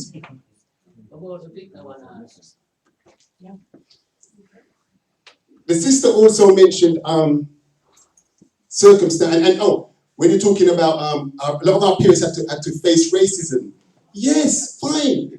However, if that's a cause of inadequate parenting, it's still inadequate parenting. I'm not taking nothing away from the causes, but I'm saying what happened in the household. Now, every time a child is born, we have another chance. That's how great children are. And it's not about raising. We always want to raise children. You raise cattle. Cultivate an environment for human beings to flourish and nourish and blossom. That's what we're talking about. We're not talking about raising and dictating, dictatorial. Do this. It's a spirit. Child developmental needs. Let me give you an example which I always give. Toddler age. You got infancy stage, that's one stage. And that's very important. A lot of inadequacies that happen there. The needs that the infancy wants, it doesn't get them. They start demanding admiration, adoration, adulation when they're an adult. That's narcissistic. That's crucial. But let's jump to toddler stage. Toddler stage, when a child reaches toddler stage, they're saying it's the autonomy. I now understand. That's me. This is me. That's my mother. That's my father. I want to be me. I still understand and respect and love and need my peer, but I need to be me. Is there anything wrong with that? But a parent, and this is the key, a parent who has unresolved issues. So we're saying here, multi-generational trauma. Unresolved issues does not have the emotional capacity to facilitate those needs. That's mine. I'm not going there. I want that. We don't have so we say shut up and go and this and that, and we run them and we crush a psychological birth. It's a psychological birth. They're physically born. Now they want to be born psychologically. So when we crush that psychological birth, if you crush your birth, what do you create? A death, murder, psychological death. This is harsh for us to absorb, but we need to just embrace truth, because there's nothing wrong with truth, because on the other side of pain is joy. Joy and pain is one thing. I'm always telling people this. There's no right and wrong. It's all one. Duality is one. Two makes one. But because we separated the whole universe, when we look at pain, we run from pain and we put it over there. And then we think we're going to get joy over there. You can't get joy if you kick out pain. You can't get hot if you kick out cold. You can't get up if you kick out down. So what I'm saying here, there's essential issues of life we don't understand. Life we don't understand.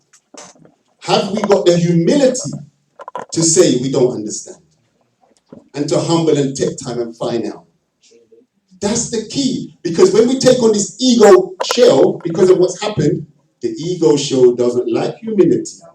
Because humility will kill the ego dead. So your mind and the ego are going to try its best to keep alive. It's a whole other story. But you see, one of the things I would say, before I don't want to keep going on, but in regards to solution, one of the things, the brother mentioned about the deficiencies in the mental health system. And I could go, my brother, by the way, 30 odd years mental health. Yeah, from he was 21 to 50 odd now. So I'm fully aware of this system. Right? Now, when young youths are about to become parents, one of the things that we could implement, and I'm saying that we have to do this. We can't look about overhauling their system. We have to do this. The Asians and those people, let me say, every race has childhood, as mental health, but it's based on your lineage. The Asians were invaded by Europeans and blah, blah, blah, and their system, their parenting has got touched. The Chinese, the bombing of Hiroshima and Nagasaki and all this destroyed and gave them some issues to deal with. Everybody's had the issue, but the Africans' issues seem to be the most severest. But what I'm saying is that the Asians have got into the system, politics and so on and so forth, and they get little things done. Are we going to do that, or we're going to set up our own stuff? Yeah, and when young parents are about to give birth, one of the things they should be taught is about child developmental needs. And another thing is send them to the therapist, yes, to deal with their unresolved issues, because those two things are tearing up the world. Thank you very much.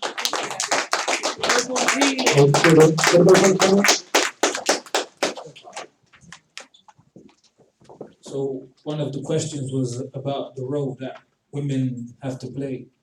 Now, after being diagnosed in 2015 with bipolar disorder, 2016 I put on the first event, one-off for Black History Month. After that event, the feedback made me continue to push the event forward. And in doing these events, what I found is some of the people who are doing, I guess, a lot of the important research. Like there's 2 studies going on right now. One of them is a PhD student looking to interview people who are carers of people of African heritage who have been inside of the mental health system. Another one is looking at things from a solution framework and is looking for people who have managed to improve their well-being since their contact with the mental health system. So in order to actually achieve change, we need to approach things from a multi-pronged approach. There's the political, there's the stuff happening at the local level, at the community level. But one thing that I struggled with was trying to engage young men with my particular type of events. So I think there's an important role for everybody to play in this regard. One of them, I think, is being able to actually be the change you want to be. So if you are interested in psychology, perhaps there's something you can do with regards to the counseling. For some people, they feel that they'll be able to open up more if there's somebody that they feel they have something more in common with. So it's a case of entering these different institutions, whether it's teaching, caring, counseling. So being able to move up into a position of influence and then bring people together. So I think there's a fundamental role there. And just another thing, this one was something I had to think about in terms of what do we keep from our heritage. So I'm from an Igbo background, and one of the things that my parents struggled with was me being outspoken and talking about my story because of that issue of, we keep things within the family. And so that was something that they had to struggle with, but my brother told them that this was part of my healing, in actual fact. And so I think one thing that needs to be kept is that sense of community. Because if I tell you I was at war with my family, they were trying to help me, I saw them as the enemy. It became a chess match, it became a video game, and my big brother was the final boss. They called the police and the ambulance, they didn't know what was happening. I called the police on them as well. Like, I'm telling you, it was the most insane thing you will ever see, right? He's naming the different symptoms. Increased energy, decreased need for sleep. I'm thinking, listen, this sounds like a superhero. There's no mental illness here. So somebody that doesn't have insight, how do you get that person to interact with any form of help, right? That's a difficult conundrum, especially in a situation where you're not familiar.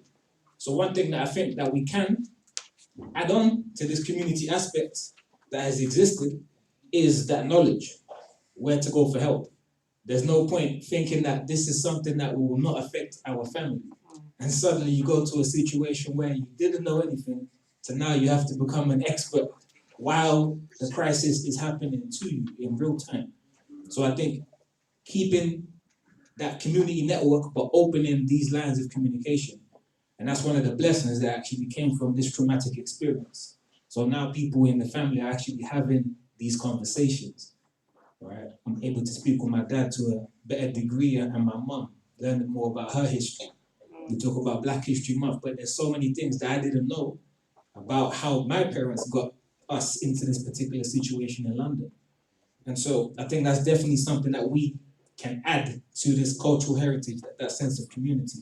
And just one final comment with regards to the sectioning process.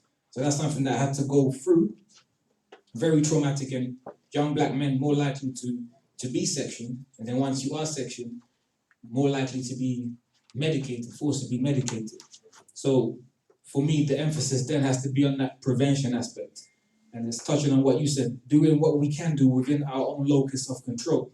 So looking at the prevention, and whether it's a mental health first aid course, accessing therapy, becoming a counselor, and just furthermore, that sense of community. So as Brother Dougie said, bringing people together. And so, because one thing that I feel that could have helped me is if there was somebody that was able to listen to me without necessarily having their framework in the sense of something is wrong with you, we have to get you treated. Like I was going through a rapid change of my psyche, right? The way I saw the world had shifted. Something was happening, I didn't know what was happening, and I was enjoying it for a great deal. Giving away my belongings just down the road in Kingsland Shopping Centre. right? But all of these things, they had a logic in my head. But the mechanism that used to keep me in check wasn't there anymore. And so if there was somebody that I could have spoken to from a community background that I could trust, I'm not saying it would have made the difference. It's hard to talk about things in retrospect. But perhaps that conversation could have maybe altered my trajectory just by a few degrees, but who knows?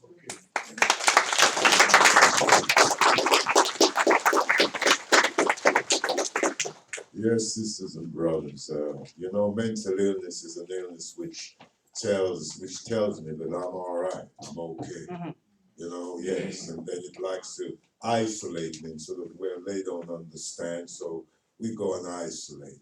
We'll take drugs, we'll drink alcohol, or we'll weep and we'll cry or whatever, and you know, and then once I'm isolated, now the disease comes on even stronger and says, well, okay, this is the 8th floor, let's jump and we'll have peace. You know, we're walking by the river and say, well, just take off your clothes, and anybody just jump in, you know, and, you know, we'll have peace just floating down the river.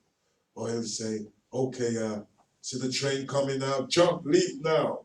You know, and I went through these things, you know, and I knew it wasn't me, and I wondered where these voices were coming from. But like I said, mental illness is something, and even then, you know, I wouldn't admit that to anyone that I was suffering from mental illness. I was afraid, I was even more afraid to tell people that, you know, I get these urges or these temptations, these voices telling me to jump in front of the train or jump off the bridge and get into the river and stuff like that. You know, even telling me to attack people, to murder them and stuff like that. Honest to God. And I'll tell you how I got over that.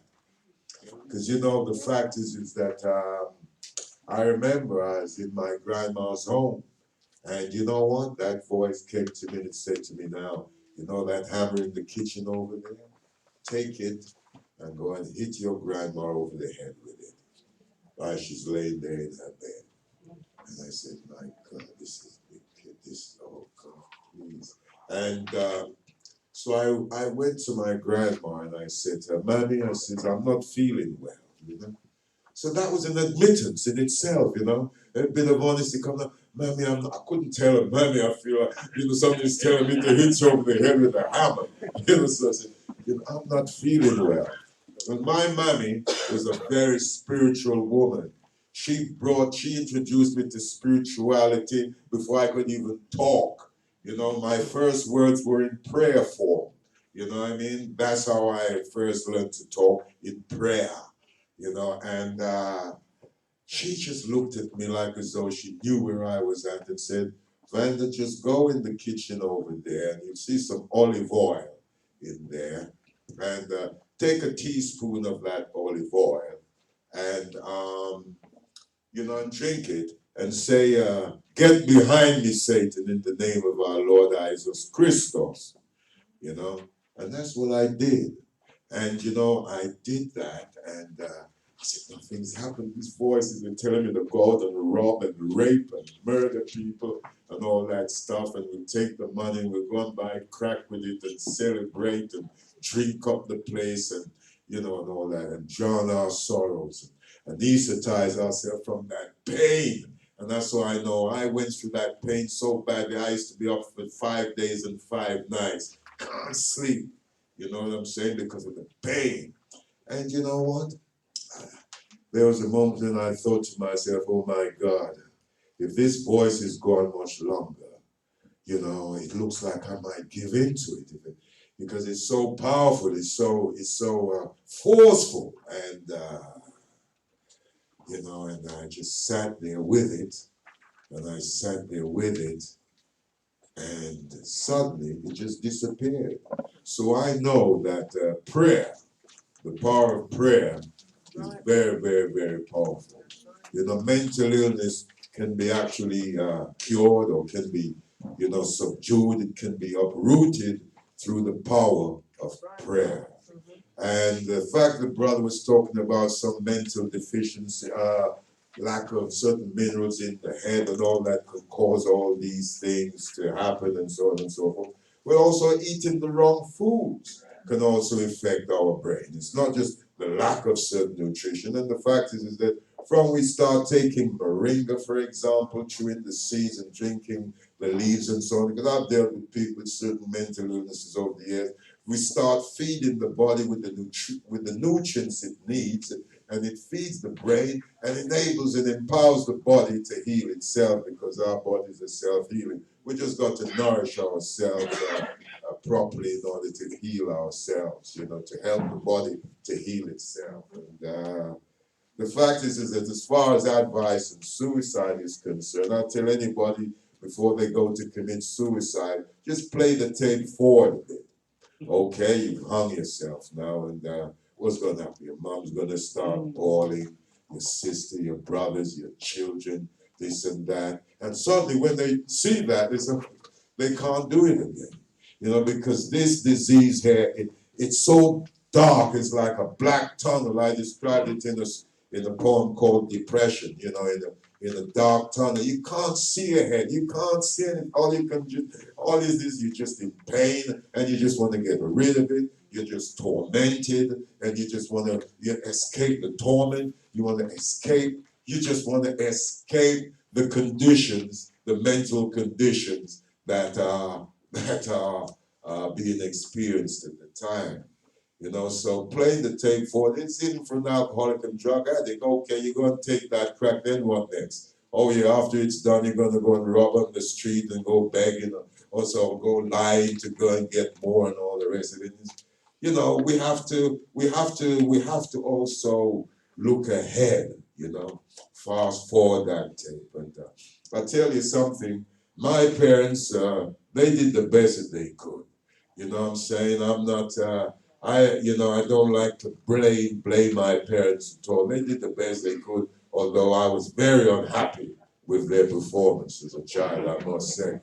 Extremely unhappy, I must say. But the fact is, I always loved my parents and I forgave them.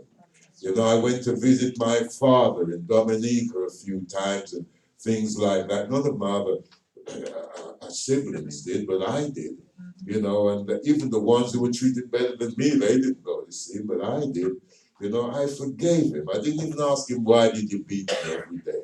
With those electric wire, electric flex wire, this thick on the bare back.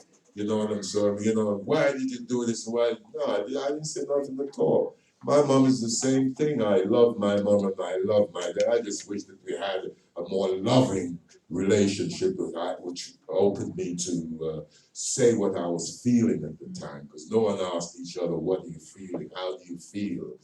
You know, but the other thing is this simply, also the fact is that when it comes to solutions in mental health now, we need to, I feel personally, that we need to take responsibility, stop relying on the government for everything.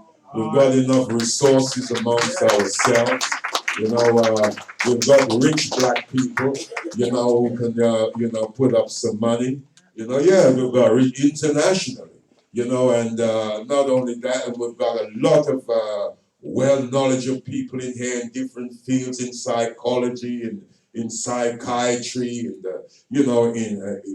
in child care, and all that sort of thing, in criminology, and so on and so forth. We've got all the talents here. Why we always looking to this government to save us? It's time we started looking to ourselves, and then the government will look at us and say, well, look, they want to join in. You know what I mean? They'll be offering us money without us having to ask for it.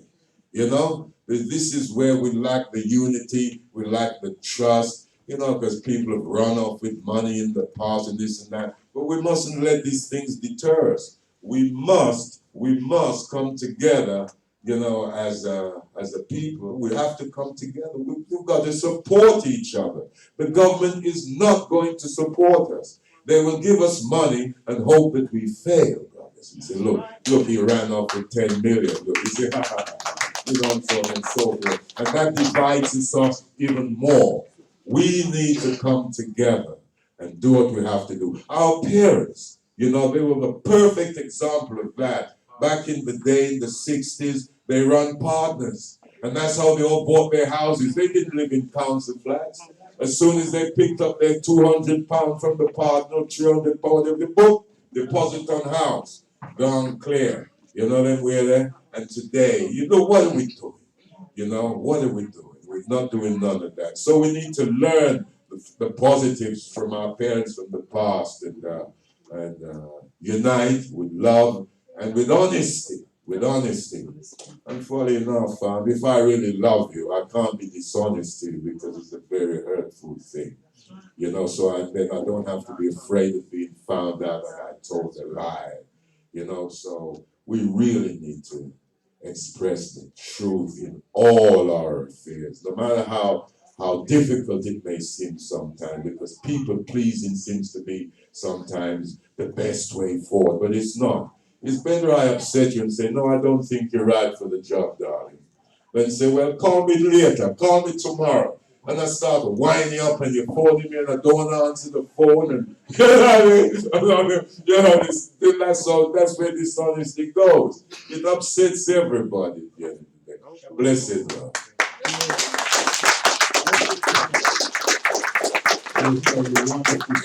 A wonderful speech. I first want to talk about suicide. Now, the best way to deal with suicide, I remember there was a friend of mine, he became my friend actually in hospital when I was in the lockup, and he was trying to commit suicide by starving himself to death, and he weighed 8 stone. From 18 stone, he went down to 8 stone. Anyway, well, as soon as I went in there, I said to him, what, you want my what? Want my £10? I tore it up in two and I gave him half of it. I said, you want this? Want my jumper? I'll buy a jumper for you. And I just try to please him. You got to please them. The whole family has to come around them and rally around them. Don't leave them alone. You know, the whole family must please them, make them laugh. Because if you're laughing, you can't want to commit suicide. You see what I'm saying? Make them laugh, man. Make them laugh. And the risperidone, when I was in hospital, they tried to give me risperidone, so I refused it. And he still was pressing it on me, so I tore up the chart. And then they forced risperidone on me. And I started to fight against white people, just fight against white people. To me, they were my enemy. The risperidone made them my enemy. The side effects to risperidone makes me violent. When I say violent, very violent, you know. Because I've been on most of these drugs, Monica, Epixel, Flupendixel. Most of these drugs I've been on. Lithium, sodium valproate. Most of these drugs I've been on. I've been here 4 years. So you must understand, I've been in the time when slavery still had go on music there. No, what I'm saying with slavery, I mean, I'm sorry to say, if there's any Africans in the room, we're all Africans, but if there's any Africans from Africa in the room, when the Africans came over and was hard to the West Indies, I'm talking about that kind of how niggas. Just talk. Yeah, but he's saying he needs to say what he needs to say. No, I don't mean it that way. I mean, sorry. All right, sorry. I mean the house slave and the field slave. That's what I meant to say. The house slave and the field slave. Now, there were times when they would rush me, bend me up. Even my hands are weak now. I can't even lift them up like this. Bend me up, twist my hands up, bend up my foot, kick me up, till I have to play dead most of the times with them. And these are my people, my own colour, treating me like this. But you just have to understand, they're under influence of the Caucasian leaders. It's the leaders that say, listen, do this to him, do this to him, do this to him, treat him like this, treat him like that. Or they could never get away with it.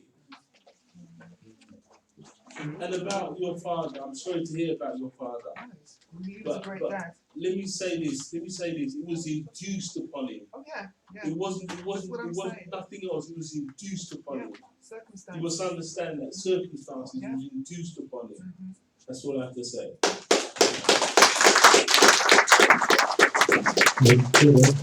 Because of time challenges, we're going to take one burning question, right?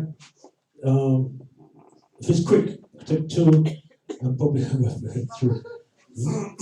I've been very quick though, because we're literally running out of time, yeah? Yeah. I just wanted to say that people don't really need to when we're talking about black people going against one another, you know, them things were done from time. It's like we're kind of programmed just to do it now. We don't need to tell anybody like a black people going against each other. It's like the TV, the whole of it. We're programmed to do them things. You know what I'm saying? If you look at a lot of our parents that went through slavery and all them kind of things, our old people used to say that when someone dies and you don't give them a proper burial, they will haunt you. We don't pray. Our ancestors passed away. We ain't got no special day where we get together, right? And we kind of pour libation. All of us, it's a serious thing that happened. Even our parents, still going through it. My parents got beaten. That's why we get beaten like that. You know what I'm saying? So I just think that asking the system to do anything for us is a no-no. Okay. Thank you very much.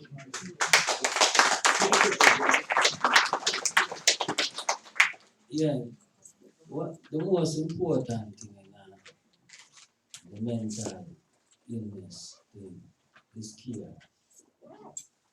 Everybody mad. Take it from me.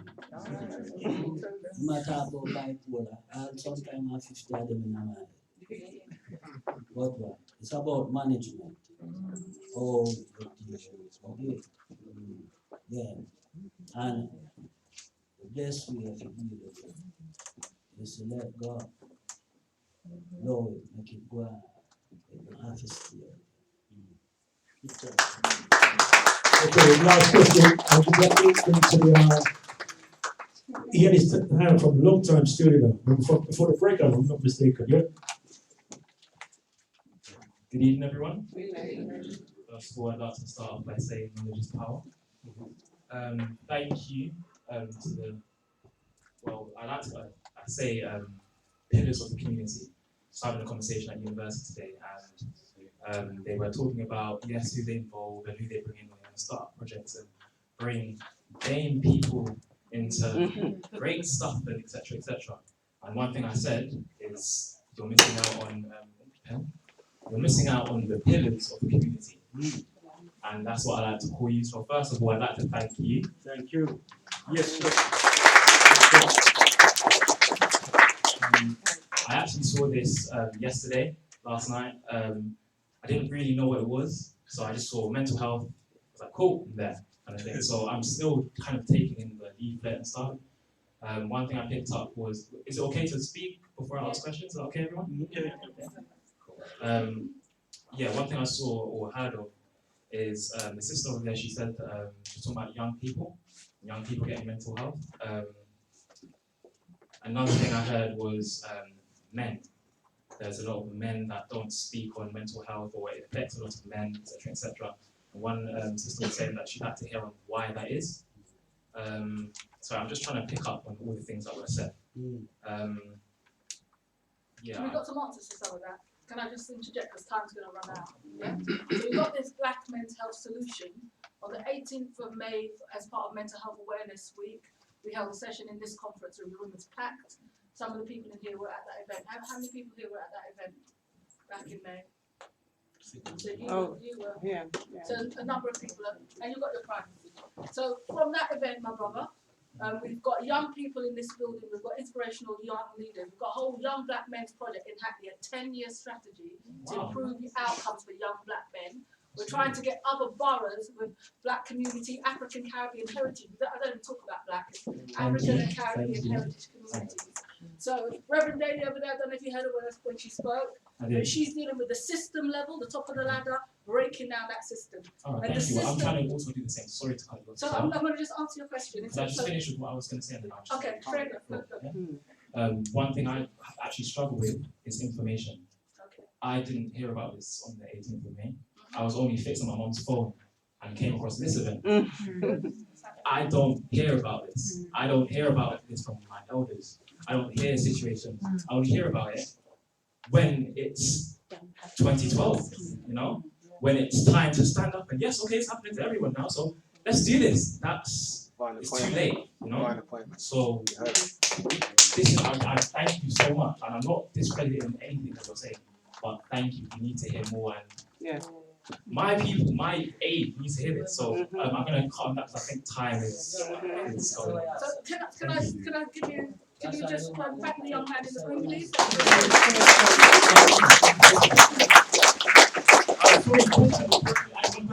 He's the only young person speaking. Yeah, sorry. So,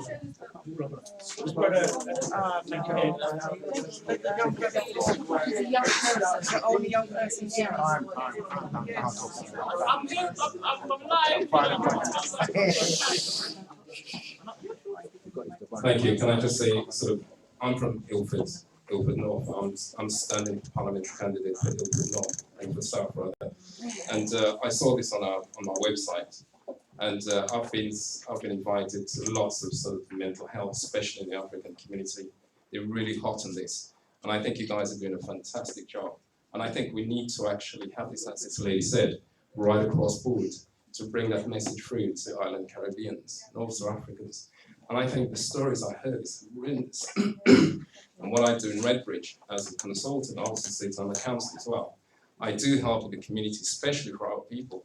And as you rightly said over there, the Indian community has penetrated the political world. So therefore they have more emphasis in that where we as political do nothing. We just sit back and don't get involved. But yes, you're absolutely right. You guys did a brilliant job, and I thoroughly support that. Okay.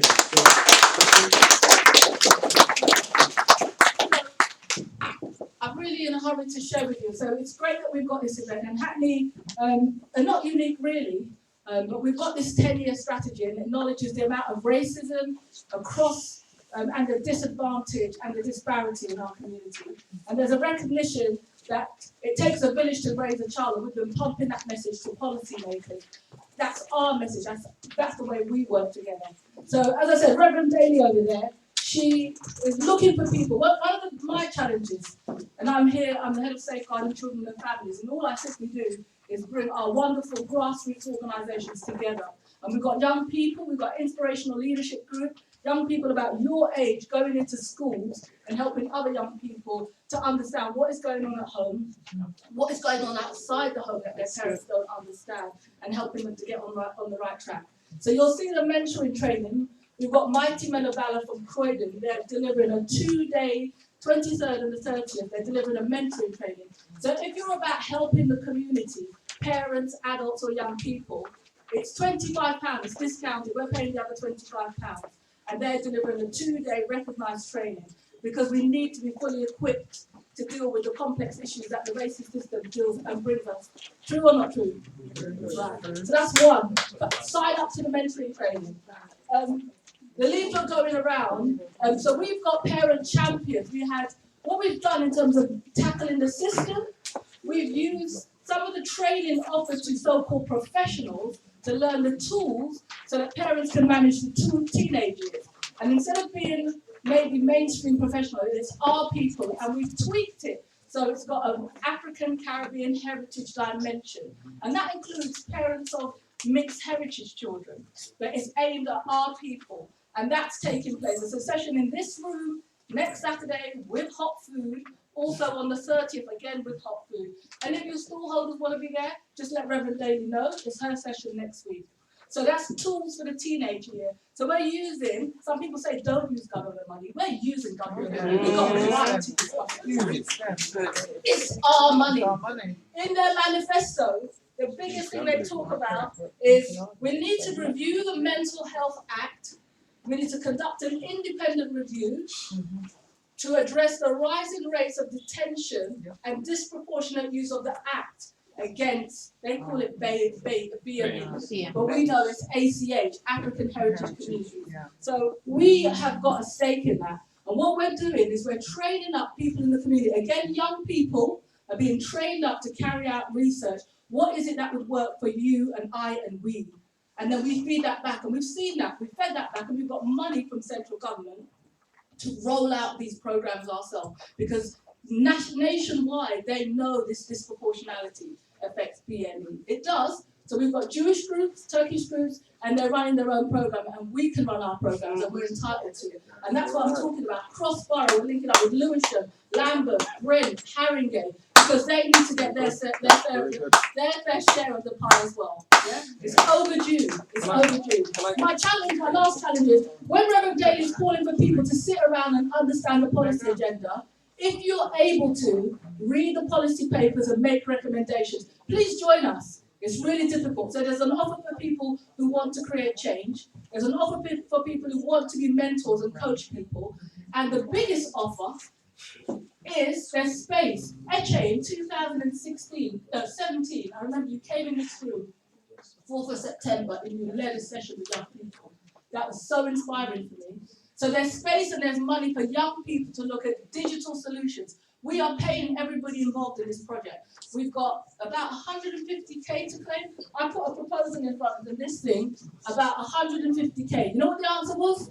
Why didn't you go for gold? Why didn't you make it bigger?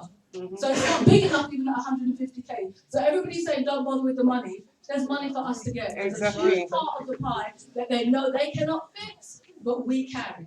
It's our village. We could raise our children and support our adults, and that's all I'll say. If you want to sign up to anything, see Rev, see Andrea, see Brother Dougie and myself. Thank you. We ran out of time. We're going to take well, if you can speak to Christine. There's a free course on the EU website for mental health. All right, can you, absolutely nothing. All right. Very quickly, my brother, because you'll be the last one, and then this. While you go over there, can I just say something? Hold on, my sister. We're for order, please. That's an order, please. Very quickly. Greetings. I would say I'm from Nigeria, and the kind of stuff I heard about tonight is quite interesting. But what I'm too hard to what we said tonight is when I grew up, my grandmother, she always says, "Ọmọdé gbọ́n, àgbà gbọ́n la fi dá ilé Ifẹ̀ sílẹ̀." What does that mean? In English means that the intuition of the child marries with the wisdom of the elders in the house of expansion. What does that mean is children becomes the elders as the elders become the ancestors. So we all need each other. You cannot grow and function as a society if you neglect your younger ones. Yeah. I share. Good job. Okay. Any response to the health question? Can you say something, please? Why you're here as well, and Yeah. where you came from here. Thank you, everyone, and it's been really insightful coming along tonight. So I work at Talk Changes, which is actually the talking therapy service for the city in Hackney. And in the past few months alone, we've seen a huge increase in prevalence of mental health. But what we're not seeing is the young black men. And what is happening is, rather than coming through to services where we can provide early intervention, is later down the line they're in the secondary care, and that's obviously when things like the drugs are being used. So we're really trying to reach out and see what is it that we can do to kind of, you know, I get that there's quite a lot of distrust in the services. How can we change that, and how can we make it known that it is a welcome service for these people? Because I think it's very apparent that the talking therapy is needed.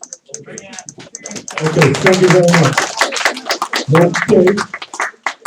Now we're going to bring this to a close right now. And I just want to recap what Tamara said. Sister, we're bringing things to a close, my sister, you know what I mean? So it's just one thing I want to say, it's about the community, right? The first step we need to do is love each other. The brother talked about love. So when we're on the street, Rather than ducking our eyes when we see each other, greet each other and start saying hello. Simple. Okay. Thank you very much, sister. All right. I have to bring this to a close. All right. So I just want to know that Tamara said something very powerful in this. Hold on, please. Shh. Listen. Look at this one. Tamara said something very powerful in his wisdom that you can read forward your video in your mind, right? That you're gonna do commit suicide, do some crazy thing. The question is, right? You can stop that. We said fast forward, didn't it? Yeah? And that's quite powerful what you said there. Yeah. Because the thing is that your mind is like a video recorder. You know, you bring all kind of images to your mind and feel everything, right? But you can change that, you know?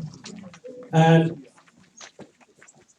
put it this way, I was watching a football where this team was winning 3-0, and the team comes up in them 4-3, right? And what the man just said, that he changed things around.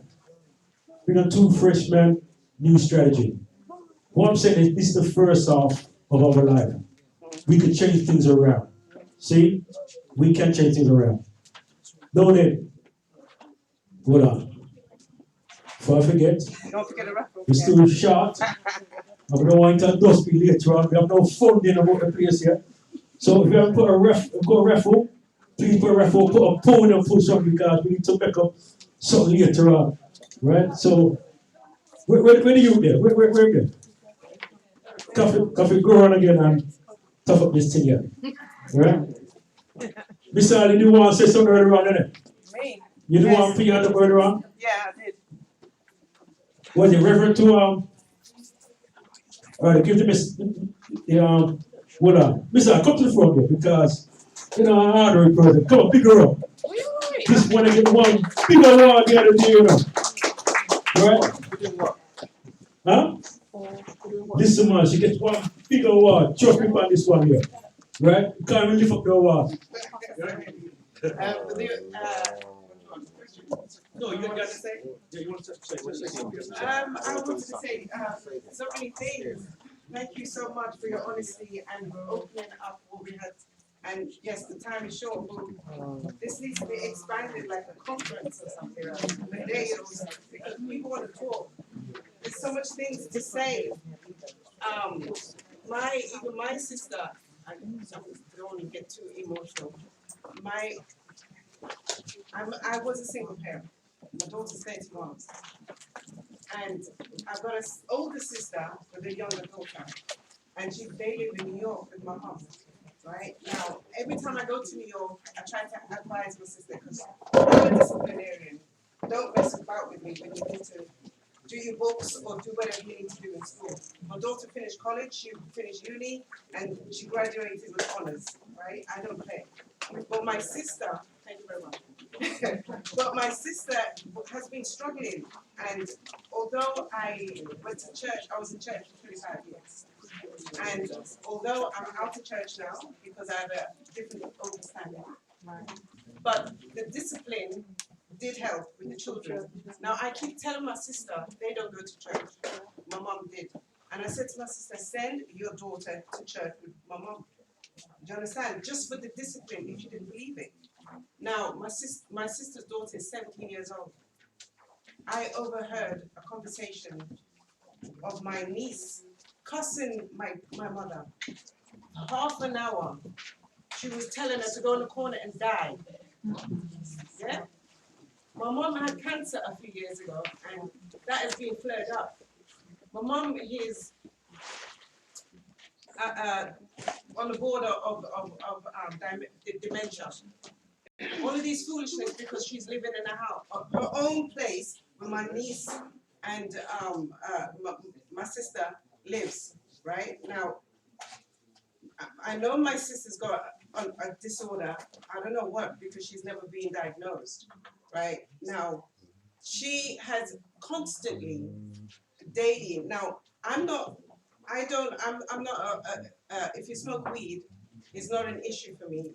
you know, I can relate with you. But if that is how you survive on marijuana 24/7, then that is an issue. And my niece smokes weed. My sister smokes weed. And they're in my mom's place smoking weed while my mom's a Christian. Right? Now, we need to talk as much as you can to whoever in your family. Right? It starts with us who believe that we know better. Yeah? Speak to your family. I've organized this year. My cousin, who's in the community, she died. Now we don't know. She lived by herself. I live by myself, and it's very scary for somebody to live by yourself. Those on the outside. But my cousin who died, it's people know how she died. Some of us don't know, but we know it's a borderline of mental illness, right? We have to talk to each other. Keep communication. Communication is the key amongst other things. Sorry to take it. All right. Go on, this one. You see that everybody want to talk over something. All right then. What we're going to do now? Coffee, come. Do the raffle man. Come to man. Do the raffle man. Just one on. Where are you? All right then. Shuffle, yeah, right. Shuffle the room. Right. And pick up one ticket there. It's number 15. We have number 15 side of the post there. All right. Wait, John. Come on, give her a clap.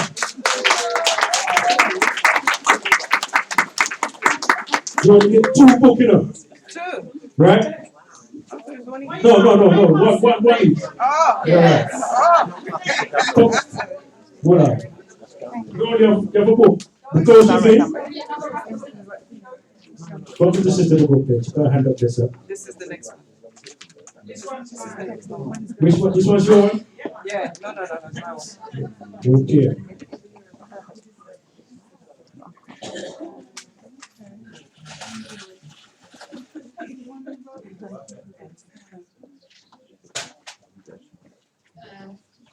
It's number 7. Number 7 at the back there. All right, Liberator. When you read the book, make sure you give a review of the book. Okay. All right.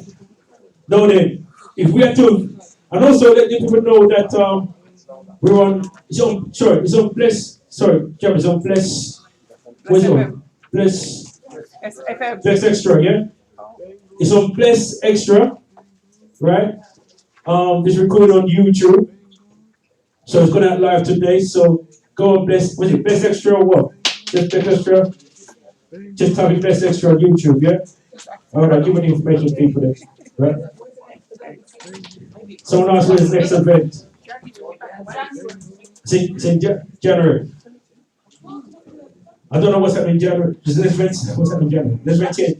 Okay then. What are you going to for that? Yeah. So, as I said at the beginning, not all of you were here. This event with Brother W. was organised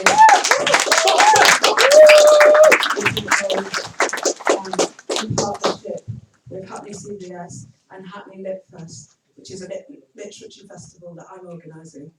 And I was saying before, we do things different ways. It's not just arty-farty literature books. We do issues, yeah? So we're going to be, through the next month, running events. We've got all your emails now, I think, if you signed in. So you'll be aware of them. But the one last thing that I wanted you to do is, I've done this thing, which is a checkout. We don't do check-ins, and we don't do evaluation forms. But if you could just take the time, if any of you can spare the time, to just write one comment, or one word even, just about how you felt by the event. I'll send it, yeah. But I just want people to just sum up how they're feeling. But once again, let's give Dougie a hand. And all our wonderful speakers. Okay. So then, we have an event on the Saturday, 3rd of November Saturday the 30th. Beg your pardon. And it's ultimate networking event. Look at all thing about gun and knife crime. See? A little flyer says a free event. So that's in Tottenham. It's at Chestnut Community Centre. There's any flyers thrown around. Thank you. So how do you find the event? Was it organised? Yes. What was the room for that? Was it fun? Yes. Educational. Was it educational? Yes. Was it informative? Yes. All right, give some of that. Come on. Yeah. All right. Make sure you network with somebody. Somebody don't know. Sorry, I just want to make a disclaimer. Just saying that I'm not saying that church is the answer. All I'm saying is it was the best answer for my sister and her child. I think people know that already. Yes, Dad? Yeah, what was you saying about mention? I think that's okay. Turn up for one.